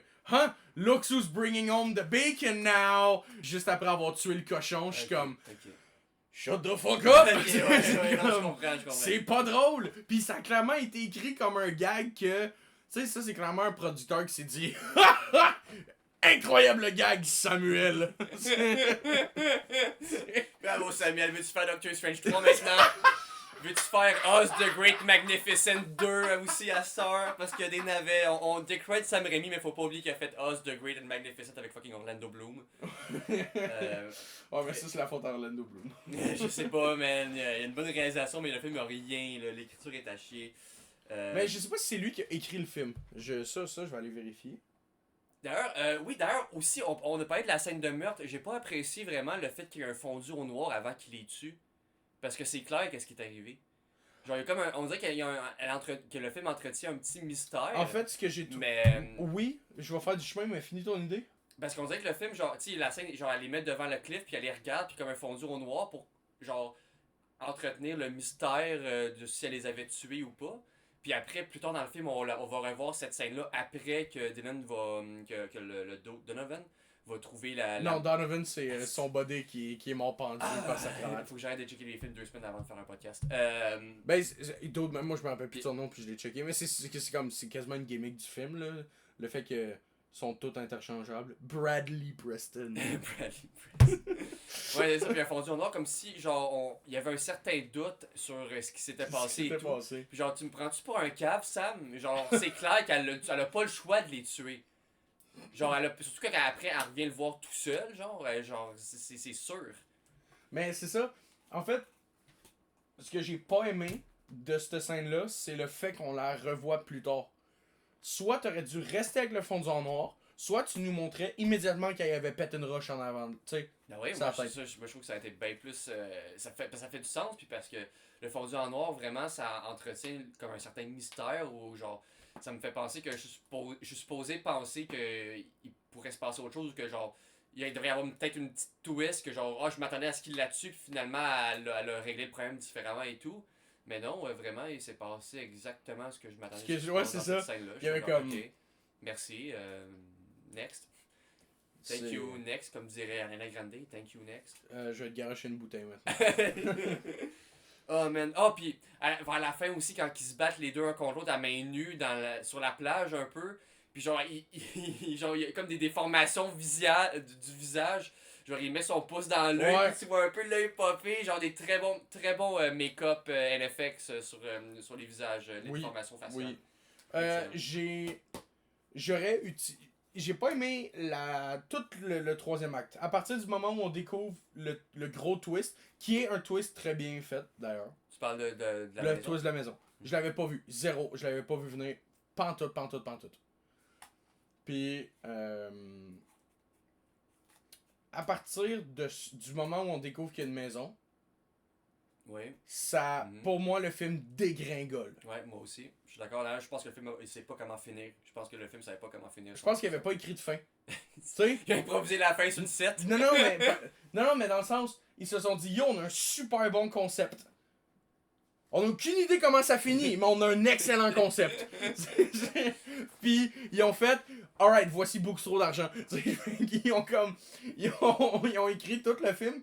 Après ça, ils ont fait, fuck, comment on le finit? Et ça souffre de mon gros problème avec les films d'horreur Blumhouse, qui est, le film se finit par une scène glorieuse où la Final Girl tue le méchant de manière pire que ce que le méchant a fait au cours du film, ce qui justifie tous les points que le méchant a fait, parce que la Final Girl est calissement pas mieux que le méchant. Non. Puis à la fin, elle a sa happy ending, alors qu'elle a causé beaucoup plus de tort, beaucoup plus de sang, et beaucoup plus de négatif dans ce film-là que le personnage de Dylan O'Brien, mais c'est elle qui a la happy ending. Mhm. Tu sais? Non, je sais. C'est un film de gauche jusqu'au twist. C'est comme... C'est un film féministe jusqu'à la fin, dans le fond. Oui. C'est vraiment Ouais. ça. Tu sais, c'est comme... Parce que Dylan O'Brien a été un trou de cul, mais c'est tout. Tu sais, il était un trou de cul. Ouais, un trou de cul il a comme menacé un peu, genre, d'enlever sa job si elle faisait pas le travail, puis que, genre, il a dit, oh, peut-être que je vais te donner une promotion après, mais je m'en crisse un peu. Là. Oui, mais tu sais, c'est Genre, comme... c'est littéralement le type de personne que j'ai le plus dans la vie. Là. Oui, Bon, tu sais, il aurait causé indirectement une mort en abandonnant. Oui. Tu sais, mais... Mais si c'est indirect, c'est correct, c'est pardonnable. Non, c'est pas ça mon point. Tu sais, mais je veux dire, la pire action qu'il fait, là, on oublie le fait qu'il aurait abandonné Rachel McAdams. Je parle avant le crash. On parle-tu de la fois où est-ce que c'est de l'empoisonner pour la tuer aussi? Non, je parle avant le crash. Ok. Où ce qu'on, tu sais, il est pas gentil et on insinue qu'il trompe sa femme. Big fucking deal. C'est comme. Ça vaut pas. Écoute, si c'est tout ce que ça prend pour mourir d'une façon ultra sanglante et violente. Oh, j'ai des petites nouvelles pour toi, mon ami. Je sais pas, moi je trouve que le reste du film justifie bien la mort du personnage quand même. Là, Oui, sur la plage. après ça, tu sais, c'est ça. Il n'y a aucune appréciation envers elle malgré le fait qu'elle ait Non, sauvé la vie non. genre 4 fois. Oui, c'est ça. Non, Mais- littéralement. Tu sais, c'est ça. En fait, j'ai pas aimé la fin du personnage de Rachel McAdams, qui est juste comme. Elle va tuer beaucoup de monde de façon très violente. Ouais. Tu sais, Puis- c'est comme. Puis après ça, on va justifier la fin. Puis. J'ai l'impression que la fin est tellement rushée où ce qu'on explique que elle a écrit un livre, elle a été sauvée, blablabla. Tu vas me dire que le gars il est jamais retourné dans sa maison? Ou elle a pris le temps de cleaner tout le sang et les Oh my débris? god, ben oui, Ou c'est ça. elle a ramassé tous les cadavres sur l'île? Mais c'est Ou parce est-ce que qu'elle a caché le Parce que bateau? le film, c'est pas comment finir. Il y a T'sais, une ellipse majeure à la fin du Il y a film. une ellipse majeure. Qui arrive, qui mène Qui est à complètement l'épilogue. inutile. Le prologue, au prologue. L'épilogue. L'épilogue? Le prologue, c'est avant. Ok. Qui mène à l'épilogue. Puis, ben vraiment, je pense que le film, vraiment, c'est vraiment juste ça. Le film ne savait pas comment se terminer. Le film avait aucune idée comment se finir. Écoute, j'ai l'idée de, si tu sais pas comment, tu sais, finir ce film-là, fais juste en sorte que ce soit Dylan O'Brien qui s'en sort à la fin. Ah ouais. Fais juste Moi, un je pense film. que les deux auraient. Moi, je pense honnêtement, l'affaire aurait peut-être été un peu meilleure si les deux s'entretuaient. Puis à la fin, ils réalisent qu'il y avait de la vie sur l'île ou un truc de même. Ouais, Mais quelque peut-être chose que de ça- même. Peut-être que ça fait un peu trop Triangle of Sadness, qui a un peu un concept assez similaire, mais je vais pas non plus spoil Triangle of Sadness. Je Mais- vais pas spoil Triangle of Sadness, inquiétez-vous pas, vous pouvez l'écouter quand même. Tu sais, c'est comme. Mais c'est. Je suis pas fan de la fin. Pour moi, le film, tu sais, la fin a tanké le film. Là. Ça aurait pu être un solide 4,5. Là. Ah, à ce point-là. J'ai mis 4. J'ai mis 4. Là, je me suis dit, je vais pas laisser à quel point la fin est à chier ruiner le reste du Mais film. non, c'est sûr que non. Parce que le reste du film est très Ça- solide. Ça contredit pas nécessairement le film au complet. Non, c'est ça, j'ai aucun- Juste t'sais- maladroit un peu. Oui, la fin est maladroite, mais est pas, tu sais, c'est pas. Ça m'a pas fait regretter d'aller voir ce film-là. Il y a là. sûrement du monde qui aimerait la fin quand même. Là. Il y a sûrement quelques gens qui Oui, seraient puis- satisfaits de la fin quand même aussi. Tu sais, en fait, c'est que pour moi, ils ont. La fin peak avec le twist in itself. Tu sais? Ah ouais, avec le- la maison. Oui! Moi, ça m'a pas tant touché cette twist. Moi, je le voyais vraiment pas venir parce que. Je pensais pas que c'était vraiment une twist techniquement parce qu'on voyait vraiment de la vie avant sur l'île. Je savais pas que. Comment on voyait de la vie sur l'île? Ben, on voyait genre les bateaux passer et tout. Ben, moi, je pensais que c'était des bateaux de rescousse, tu sais, qui venaient les aider. Non, c'est des bateaux, c'est des yachts ou des bateaux de plaisance. Là. Ouais, mais en fait, c'est que je me suis renseigné un peu, puis justement, je me suis renseigné après, puis il y a beaucoup de. Quand il y a des gens qui disparaissent en mer, sur justement des îles comme ça, c'est juste des dudes random qui sont comme, on va aller les chercher. Ah, ok. Avec les bateaux qu'ils ont. Fait que des fois, c'est des bateaux de pêche, des fois, c'est des petites chaloupes, des Comme fois, dans le c'est. film La petite chaloupe avec Zuri, puis ben Zuri, je me souviens de son nom, la fiancée du dude. Puis... Ouais, c'est ça. C'est exactement ça. Tu sais, c'est juste des dudes qui ont des bateaux. Fait que ça m'a pas. J'étais pas plus choqué que ça qu'il y ait un bateau avec une couple de personnes dessus, tu sais. Mais non, pour moi, la fin pique avec le twist de il y a de la vie sur l'île. Même, il n'y a pas de vie sur l'île. Il y a Une maison de vacances. une construction humaine parce qu'il n'y a pas de vie, c'est eux la vie sur Il n'y l'île. a personne dans cette maison-là d'ailleurs. Il y a personne. C'est Il y a clairement une absolument maison personne. plus de vacances. Là. Ben oui. Tu sais, mais. C'est ça, c'est mon gros problème avec le film. La fin est rushée, ils savaient pas comment le finir. Puis ils se sont dit. Ah, that's good enough. Tu sais. David Goodenough. David Goodenough, c'est bien assez, là. Ben, au moins, il y a une fin. Regardez, il y a des crédits. Oh, c'est ça. J'ai. Aussi, ça m'a un peu. En fait, c'est pas quelque chose qui m'a déçu in itself. C'est juste au début, j'ai fait oh shit, musique par Danny Elfman, let's go. Puis à la fin du film, j'ai fait ah oui, c'est vrai, c'est Danny Elfman qui fait de la musique. Ouais. C'est tellement sa musique la peu plus anecdotique. mid.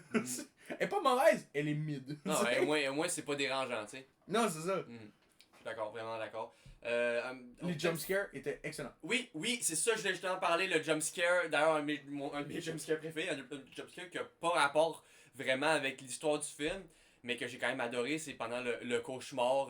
Oui, c'est celle-là que j'allais dire. Parce que genre, elle voit la fiancée qu'elle vient de tuer, puis là, littéralement, elle se retourne, puis il y a un zombie qui pop-up de nulle part, fait Rawr! Comme un genre de jumpscare des vidéos YouTube, de genre. Oui, avec la voiture qui The passe. Maze Game Ouais, ou The la Maze voiture, Game, c'est ça. What the fuck, mais tu sais quoi? C'est un jumpscare qui fait un peu peur, mais surtout qui fait très rire. Puis tu sais quoi, je suis complètement d'accord avec ce jumpscare. Ouais, mais j'ai aimé les jumpscares parce que j'en avais vu venir aucun. Ouais, non, je suis d'accord. Parce que c'est. Parce qu'il n'y en a pas vraiment dans le film. Mais les tu jumpscares. sais, c'est vraiment le genre de film que tu finis pis t'es comme. Écoute, c'est techniquement un film d'horreur. C'est techniquement un film d'horreur. Sur le papier, c'est un film d'horreur. Il fait pas peur, mais sur le papier, c'est un film d'horreur. Non, je suis d'accord. Ça résume très bien la carrière de Sam Raimi, en fait. Son film d'horreur. Sauf Spider-Man. C'est ça. Et Oz the Great and Powerful. Et non, j'allais dire. Et Darkman, techniquement. J'allais dire et Doctor Strange 2, mais non, ça c'est fully un film d'horreur. Ouais, j'avoue. Hey, man. Justement, les meilleures scènes de Doctor Strange 2, c'est les scènes d'horreur. En fait, Ben j'ai oui. eu le goût de les seules bonnes scènes du film. Les seules bonnes scènes, c'est.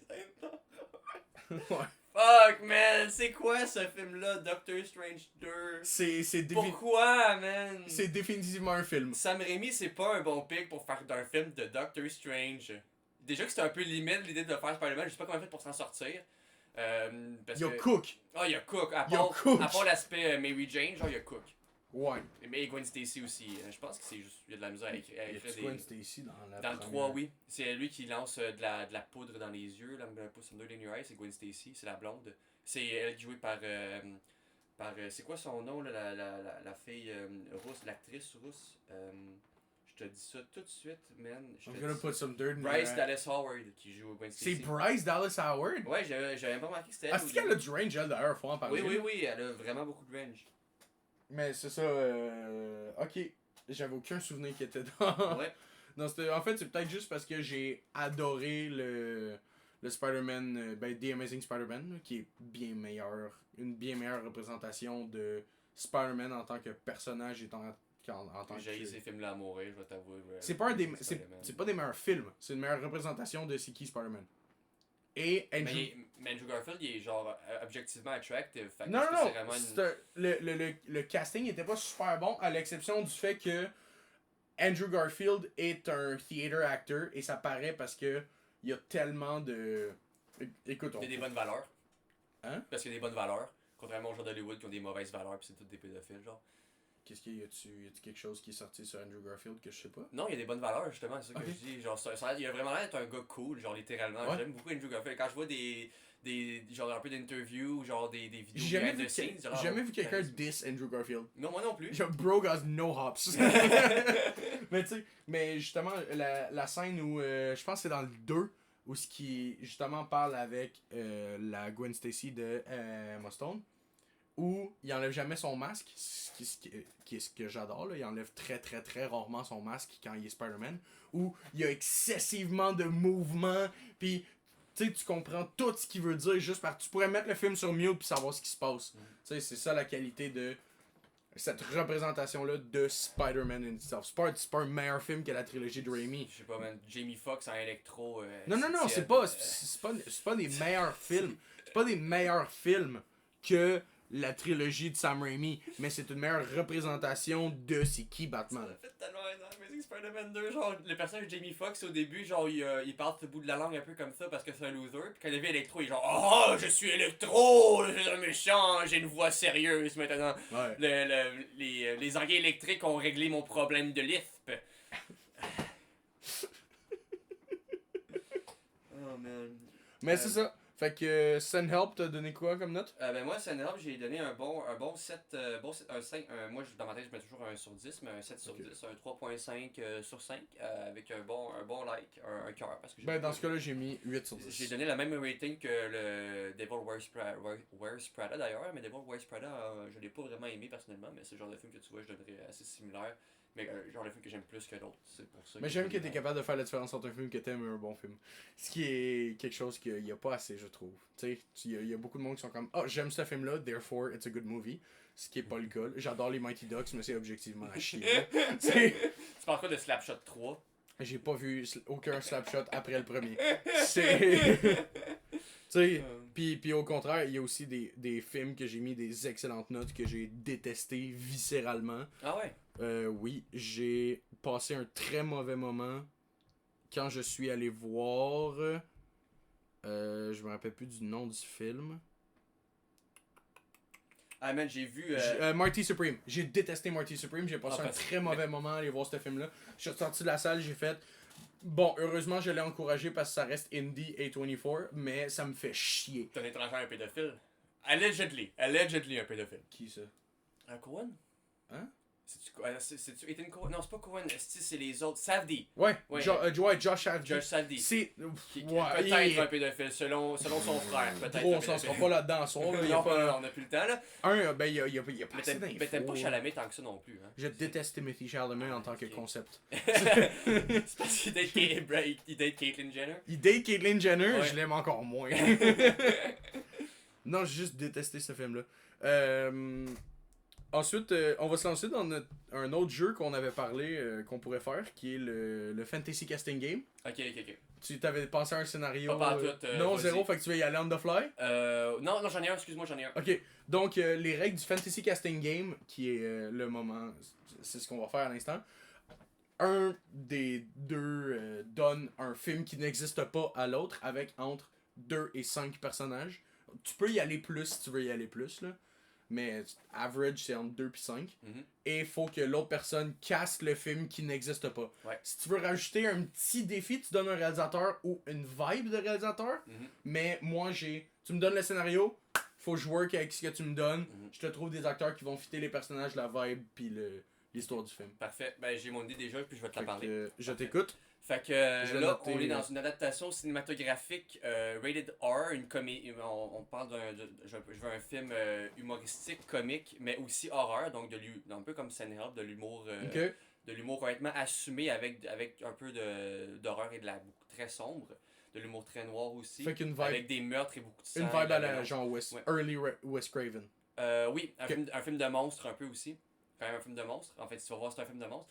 On adapte The Very Hungry Caterpillar, le livre pour enfants. On adapte The Very Hungry Caterpillar. Fait que dans le fond, l'histoire, c'est qu'il y a des scientifiques qui essaient de créer une bioweapon dans un bunker souterrain secret.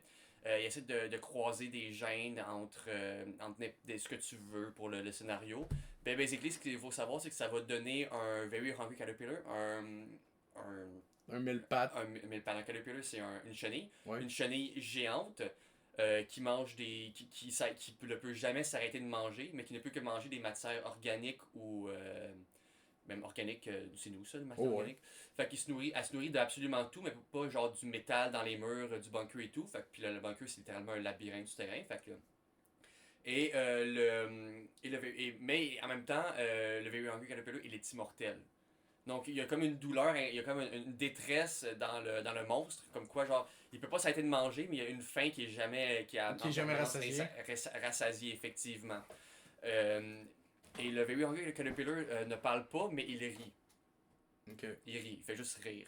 Il est très content puis il rit. Fait que dans le fond, il faut que tu me castes. Faut que tu me castes une voix pour le Very Hungry Caterpillar.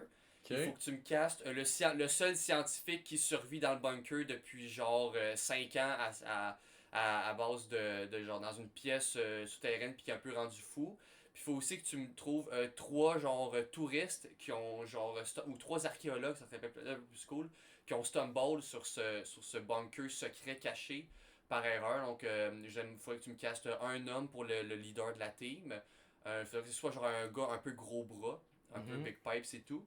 Il faudrait que tu me nommes une personnage féminin qui est un peu plus sceptique face à la situation et qui croit pas vraiment tout à ça.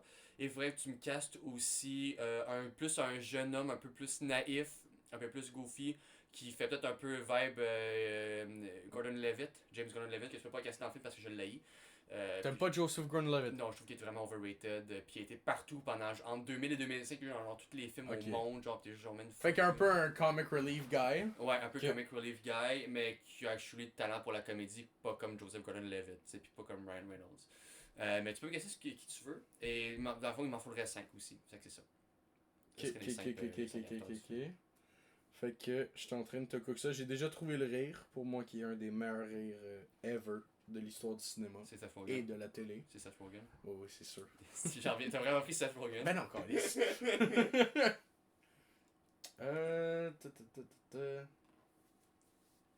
Alright. Fait que je vais penser à ça, tu peux meubler en parlant. Je peux meubler, écoute, pour meubler, donne tes recommandations de la semaine. Recommandation de la semaine. Y a-t-il des films que t'as vus, que t'as aimé, que tu ben, recommandes à notre audience? Ben, de ce temps-ci, j'ai vu récemment, il y a une fille à ma job qui m'a dit que je regardais trop de films, trop de films art house, weird et gay.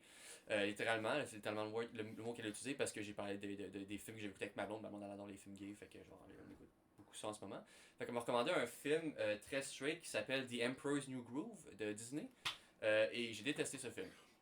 J'ai détesté ce film parce que, ben, de un, j'avais voulu parler de Cusco, joué par David Spade. Arc! C'est pour ça que j'ai détesté le film, c'est David Spade qui joue Cusco. Ah, bah arrêtez de donner de la job à ce gars-là. Après, c'était genre en 2000. Un personnage que je trouve absolument irredeemable, qui a aucune bonne valeur, qui est détestable, puis que même vers la fin, même à ça vers la fin, je le trouve tout aussi détestable qu'au début. C'est juste qu'il décide de juste changer de montagne pour installer sa fucking piscine. Puis littéralement, genre, il n'y a pas grands éléments qui l'ont forcé à changer d'attitude. Même si par exemple tout au long du film il y avait plein d'idées. Par exemple, shout-out à Patrick Warburton dans le film, qui fait la voix de Kronk. Excellent. Patrick Warburton, pour ceux qui ne savent pas, Patrick Warburton, c'est la voix de Joe Swanson dans Family Guy, et qui est le seul personnage que j'aime. Qui est aussi, turns out, très maga. Ah, il est très maga, Patrick Warburton? Il est vraiment très maga. Bon, ben, je peux plus l'aimer, I guess. Non, c'est pas vrai. Puis John Goodman aussi. En fait, j'ai beaucoup aimé le casting Cusco. support, les personnages autour du personnage principal et du méchant que j'ai vraiment pas aimé. Parce qu'il y a plein de moments dans le film où ce qu'on disait que le méchant va genre avoir le up sur le good guy. Puis juste genre, non, fuck you, une punition divine, on détruit la tension qui pourrait être créée par le film ou genre, ou tout ça. Mais j'ai quand même aimé l'humour qui était étonnamment très adulte pour un film de Disney, des jokes très...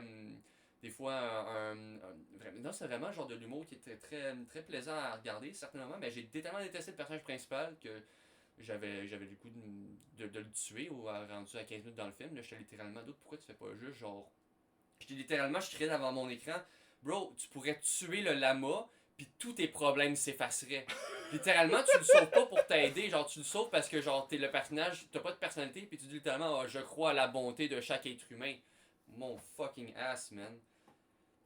J'ai vraiment genre des moments dans le scène où genre vraiment le bad guy est en train de rattraper les gentils, puis non, juste parce que I guess que c'est drôle, haha, nuage noir avec une éclair qui frappe le méchant, puis ça la tue, ou genre ça la fait disparaître pendant un certain temps, puis après elle se téléporte quand même dans son lair et tout. Voilà, là c'est mon rant sur Emperor's New Groove.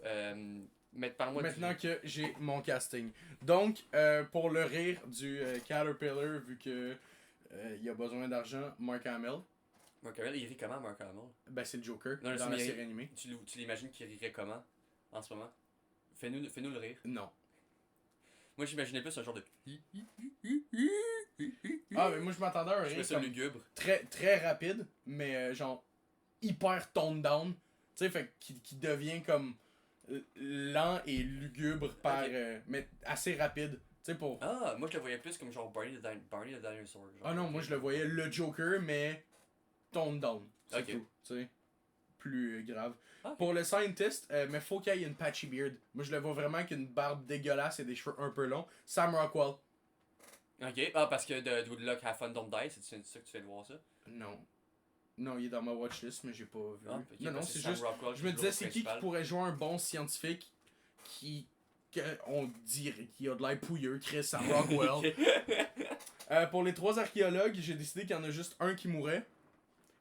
Et c'est le gros musclé, parce que j'adore cette espèce de cliché de film d'horreur là, que le gros musclé se fait tuer immédiatement. Mhm. Et donc, c'est Alan Richardson, parce qu'il va coûter très cher, donc il meurt très vite. C'est bon ça.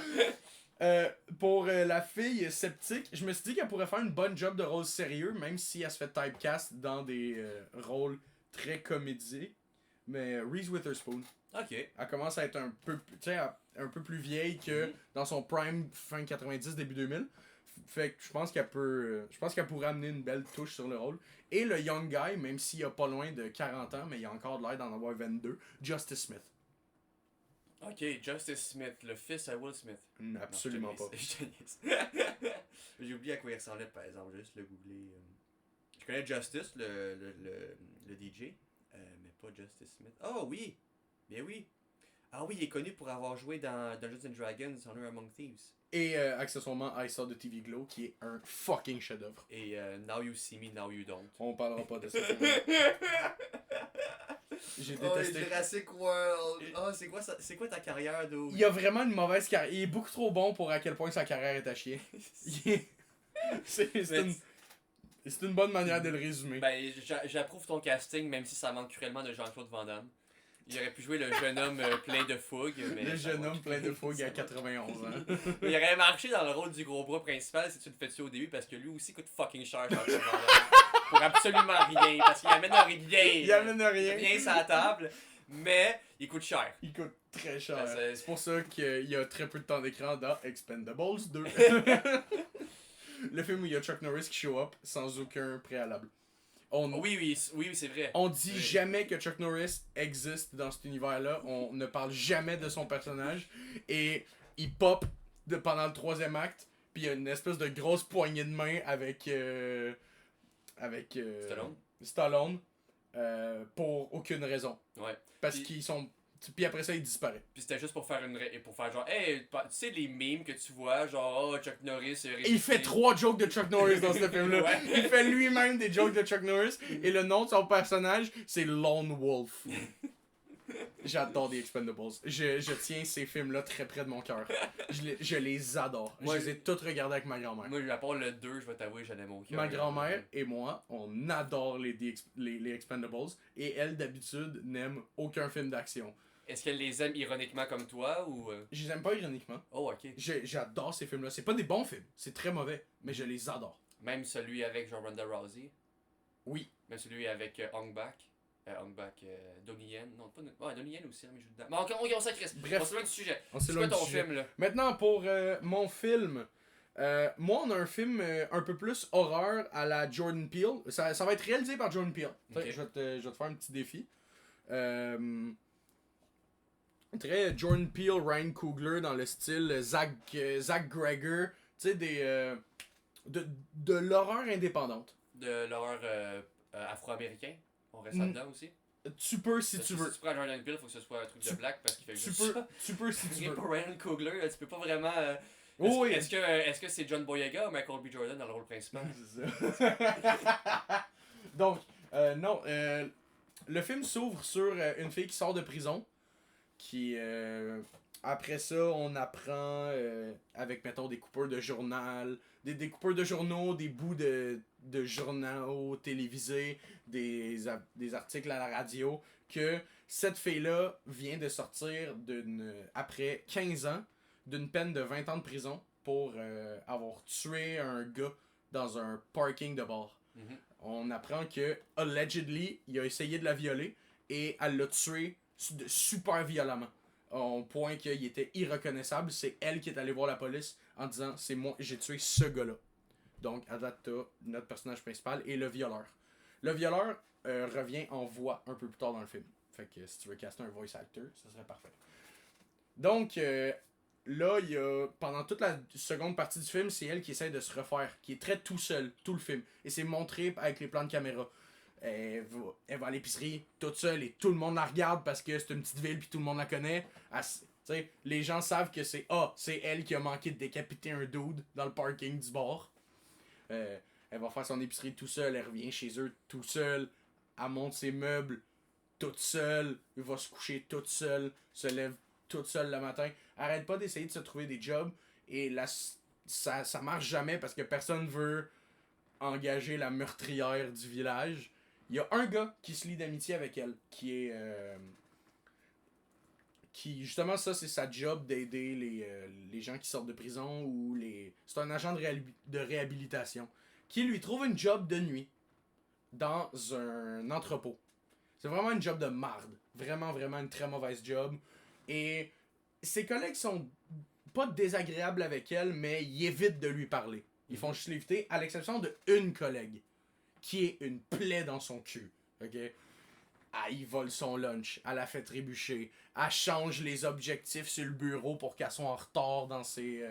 tu sais, plein de crasses de même pour lui montrer que même si elle a purgé sa peine, elle a pas sa place ici. Puis tout le village la déteste. C'est un peu comme la représentation en une personne de ce qu'elle ressent que l'entièreté du village lui fait sentir. Au milieu du film, elle trouve un Playmobil de singe. Ok, c'est très Jordan Peele. Déjà, c'est très Ouais. Jordan Peele. Elle trouve un Playmobil de singe qu'elle va gentiment appeler Bernard. Du nom du gars qu'elle a tué et qui l'a violé. Qui est... qu'on a l'impression qu'il est encore avec elle, sauf que le singe va prendre sa voix. Le petit singe Playmobil va commencer à parler à notre personnage principal. Va commencer à un peu la rabaisser. À être comme, tu vois, t'es toute seule, tu sais. Personne t'aime. Même tes amis sont pas vraiment tes amis. Il est payé. Le gars qui t'a trouvé ce job-là, il est payé pour être ton ami, tu sais. Il y a personne avec toi. Puis, à un moment donné, il y a une scène où, justement, les insultes continuent, tellement que les voix se montent une sur l'autre, où elle finit par crier toute seule dans son char, puis POW! Elle frappe un cerf. Avec son truck. Et le singe est comme, vas-y, tue-le. Tue-le comme tu m'as fait. Fait qu'elle finit par aller chercher un bâton de baseball, puis se défouler sur le cerf à moitié mort. C'est le moment où on voit qu'elle tweak complètement dans le film et qu'il lance la troisième partie du film. Où elle tweak complètement, là c'est complètement le singe et donc la voix intérieure de son violeur qui partira jamais, qui a pris le contrôle sur elle.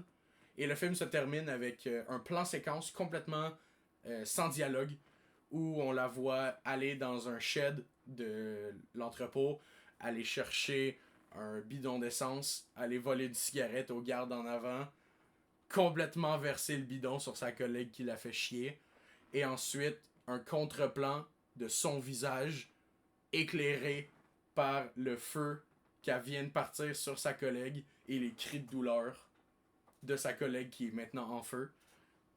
Tout ça qui lance le générique. Fait que le film se finit là-dessus, sur elle qui tue sa collègue, avec le singe en Playmobil par terre, avec un grand sourire, qui a eu tout le long du film, mais comme si il y avait au final eu sa vengeance parce qu'il a ruiné sa vie.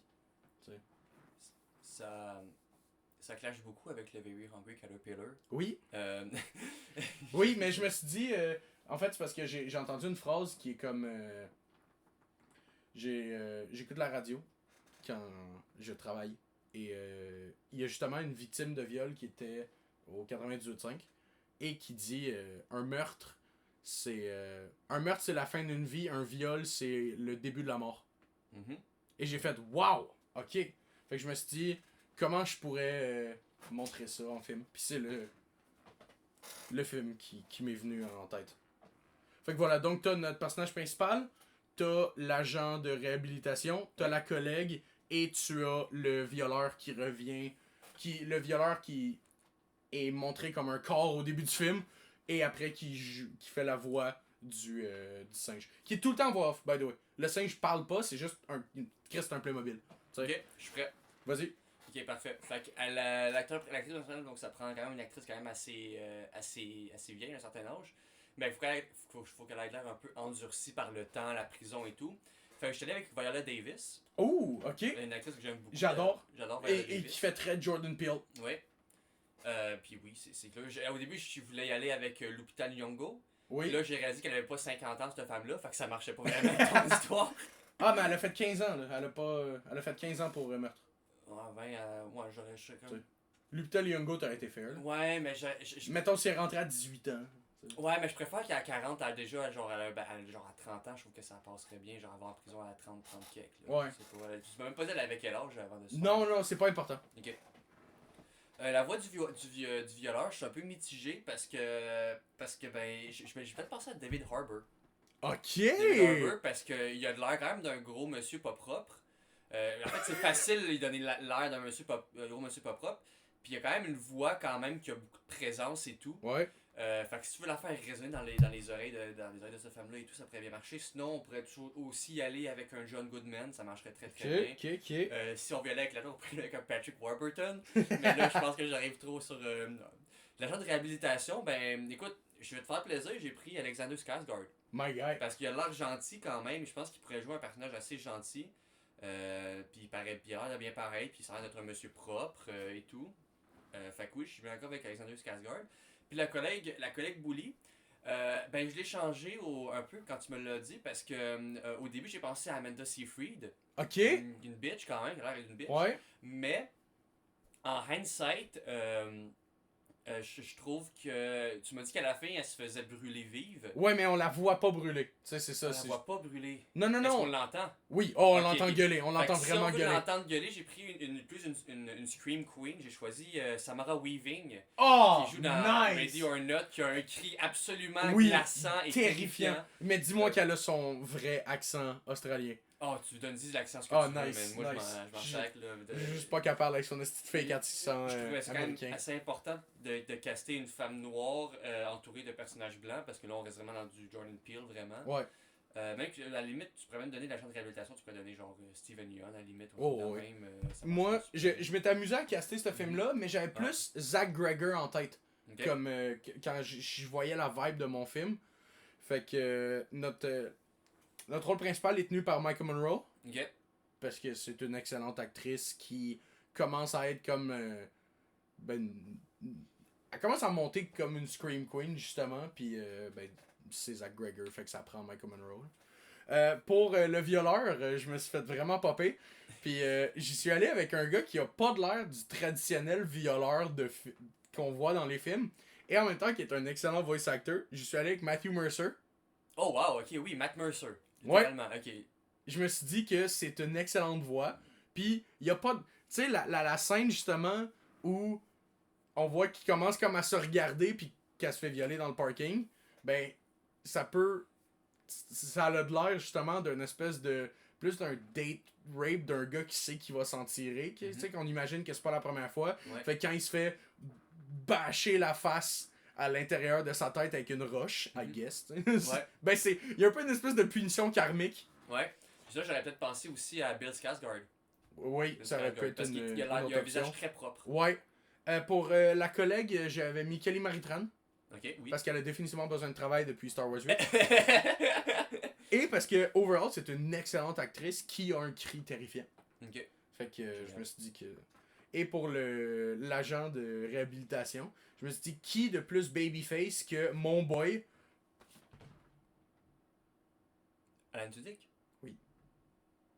J'avais pensé à Alan Tudyk pour le violeur parce que c'est un voice actor. Parce que quand tu m'as dit un voice actor, j'ai pensé au premier voice actor que je connais. Puis c'était Alan Tudyk. Non, en fait, je trouve que Alan Tudyk a vraiment une babyface. Et c'est l'air gentil. Ouais, il a de l'air gentil. Fait que je me suis dit que Sinon, Conan O'Brien rendu là. Ouais. Je l'ai vu jouer un thérapeute en plus, un thérapeute toxique dans un. Quoi?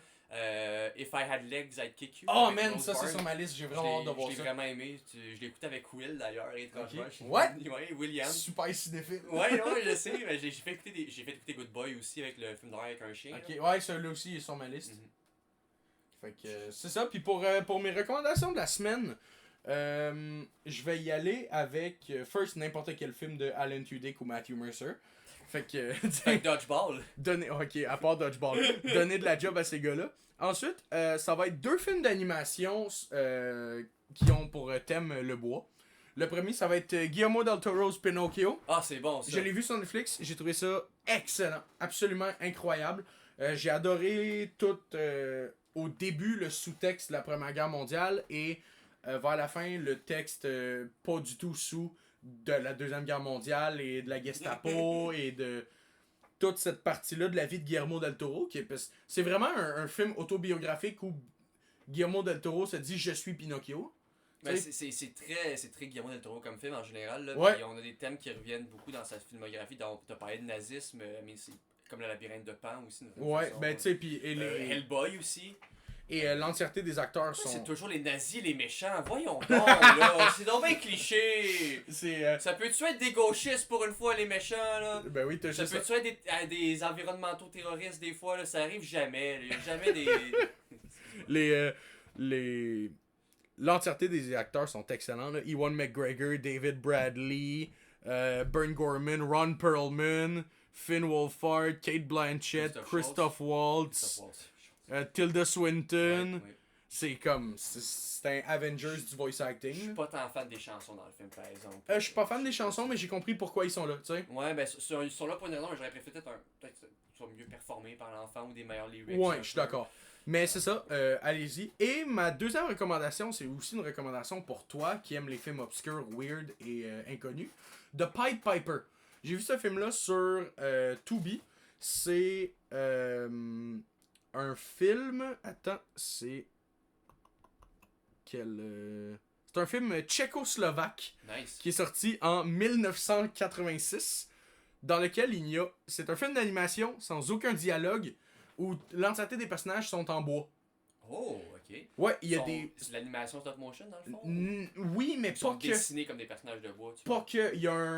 Il y a des mélanges de gravure, de prise de vue réelle, Oh, de wow. stop motion, d'animation classique, et il y a aucun dialogue, c'est que des simagrées. C'est que des... Ah, c'est des Sims. Un peu, Ou des Mais- Spores. où il y a aucun dialogue clair. Mhm. Et c'est une adaptation du flûtiste de l'histoire Oui. classique du flûtiste d'Hamelin. Oui. Ouais. Où l'entièreté des rats sont en prise de vue réelle. Ce qui rend le film terrifiant. Oh, wow. Ah, ça m'intéresse beaucoup. C'est vraiment bon. Ça dure 50 minutes avec le générique. Ok. C'est ma recommandation de la semaine, de Pied Piper. Je suis vraiment down. Un film que j'ai quand même aimé un minimum que j'aimerais recommander aux gens, c'est le film Cube.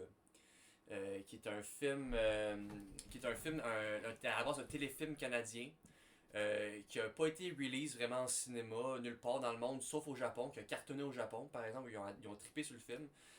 C'est l'histoire de vraiment des gens qui se réveillent dans un cube, puis dans une scène, dans une pièce cubique en fait, puis ils comprennent que quand ils changent quand ils vont d'une pièce à l'autre, il y a une chance que la pièce de l'autre bord est piégée d'une façon, est piégée. Puis ils essaient de se trouver des trucs pour genre avancer dans le labyrinthe et tout. Puis pour vrai, la fin du film, ce qui se passe, vous la verrez pas venir, surprenamment. Là. Aussi étonnamment formulatique que le film est. Le concept est très bon, il l'exploite assez bien, en tout cas beaucoup mieux que les suites où les suites sont absolument horribles. Peut-être que j'aime le film juste à cause que j'ai détesté les suites à ce point-là. Genre pour vrai le Cube 2 Hypercube, ça c'est du cinéma là vraiment. Là. Et The Cube 3, Rubik's Cube. Non mais non c'est vraiment un film assez bon, même si genre y a pas un acteur connu là-dedans, c'est tous des acteurs canadiens genre de théâtre qui ont été faits, puis tout le monde joue. Un truc que j'ai beaucoup aimé dans le film, c'est à quel point tout le monde joue assez mal, mais à différents niveaux. Ok. Tout le monde joue assez mal, puis il y a un personnage là-dedans qui joue un autiste. Puis c'est toujours drôle, moi, je trouve ça toujours très drôle qu'il y a un acteur qui est clairement pas autiste, qui joue un autiste, avec des tics nerveux Attention, un qui a vraiment réussi à jouer quelqu'un sur le spectre malgré et le tout. fait Sean qu'il... Penn, je te tue, man. Non, Sean Penn. mais il s'appelle Sean. Sean William Scott. Ah ouais? Ouais, Doug Glatt dans Goon. Ah ouais? Ouais. Il joue dans Goon, c'est vrai. C'est un personnage sur le spectre, mais c'est super bien joué. C'est joué avec Ok. énormément de respect. Ouais. Puis une douceur et une profondeur très surprenante pour à quel point c'est un film de Jay Baruchel. Il y a Stickler en plus dans ME. Ouais! Ouais, tu sais, pour à quel point Jay Baruchel est comme prends le 69, ça va être drôle! Puis après ça, il suit en train, puis il fait avec un V, puis sa langue. J'adore ce film-là. Mais c'est ça, fait que c'était nos recommandations de la semaine.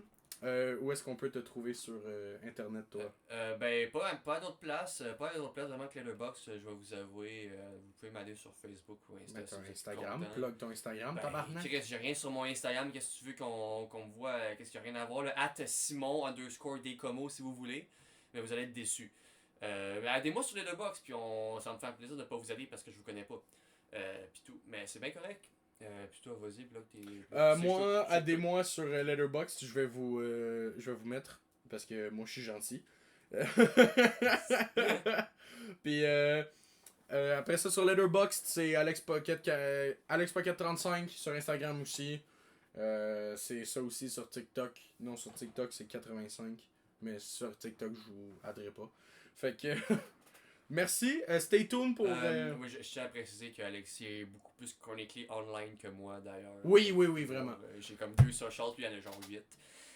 Non, j'ai Je Facebook. vois ta liste juste là. Ouais, j'ai fait... Messenger, YouTube, Instagram, Reddit, Discord, TikTok, Facebook, Twitch, puis ils ont toutes des notifications. Ouais. Puis sur YouTube, il y en a 964 Ben, c'est parce que je notifications. suis abonné à beaucoup de chaînes que je me suis abonné genre en 4e année du primaire, puis que je me suis juste jamais désabonné. Je suis probablement encore abonné à Furious Jumper, genre. Puis à Smosh, puis à PewDiePie. Pas Smosh, non. J'écoutais pas beaucoup de vidéos en Si anglais. c'était pas de Smosh, j'aurais pas appris l'anglais, je vais t'avouer ça. Puis PewDiePie, c'est eux qui Ah, m'ont moi appris c'était le Dan plus TDM. l'anglais. On va finir l'épisode Puis on- sur un shout-out à Dan TDM. Dan TDM, je sais pas t'es qui, mais t'as l'air d'un bon gars. Stay tuned pour l'épisode de la semaine prochaine. C'est quoi la recommandation? Oui, j'ai oublié de dire le film sujet de la semaine prochaine. C'est un film qui m'a été recommandé par YouTube Shorts. Et C'est toujours bon ça. c'est toujours bon.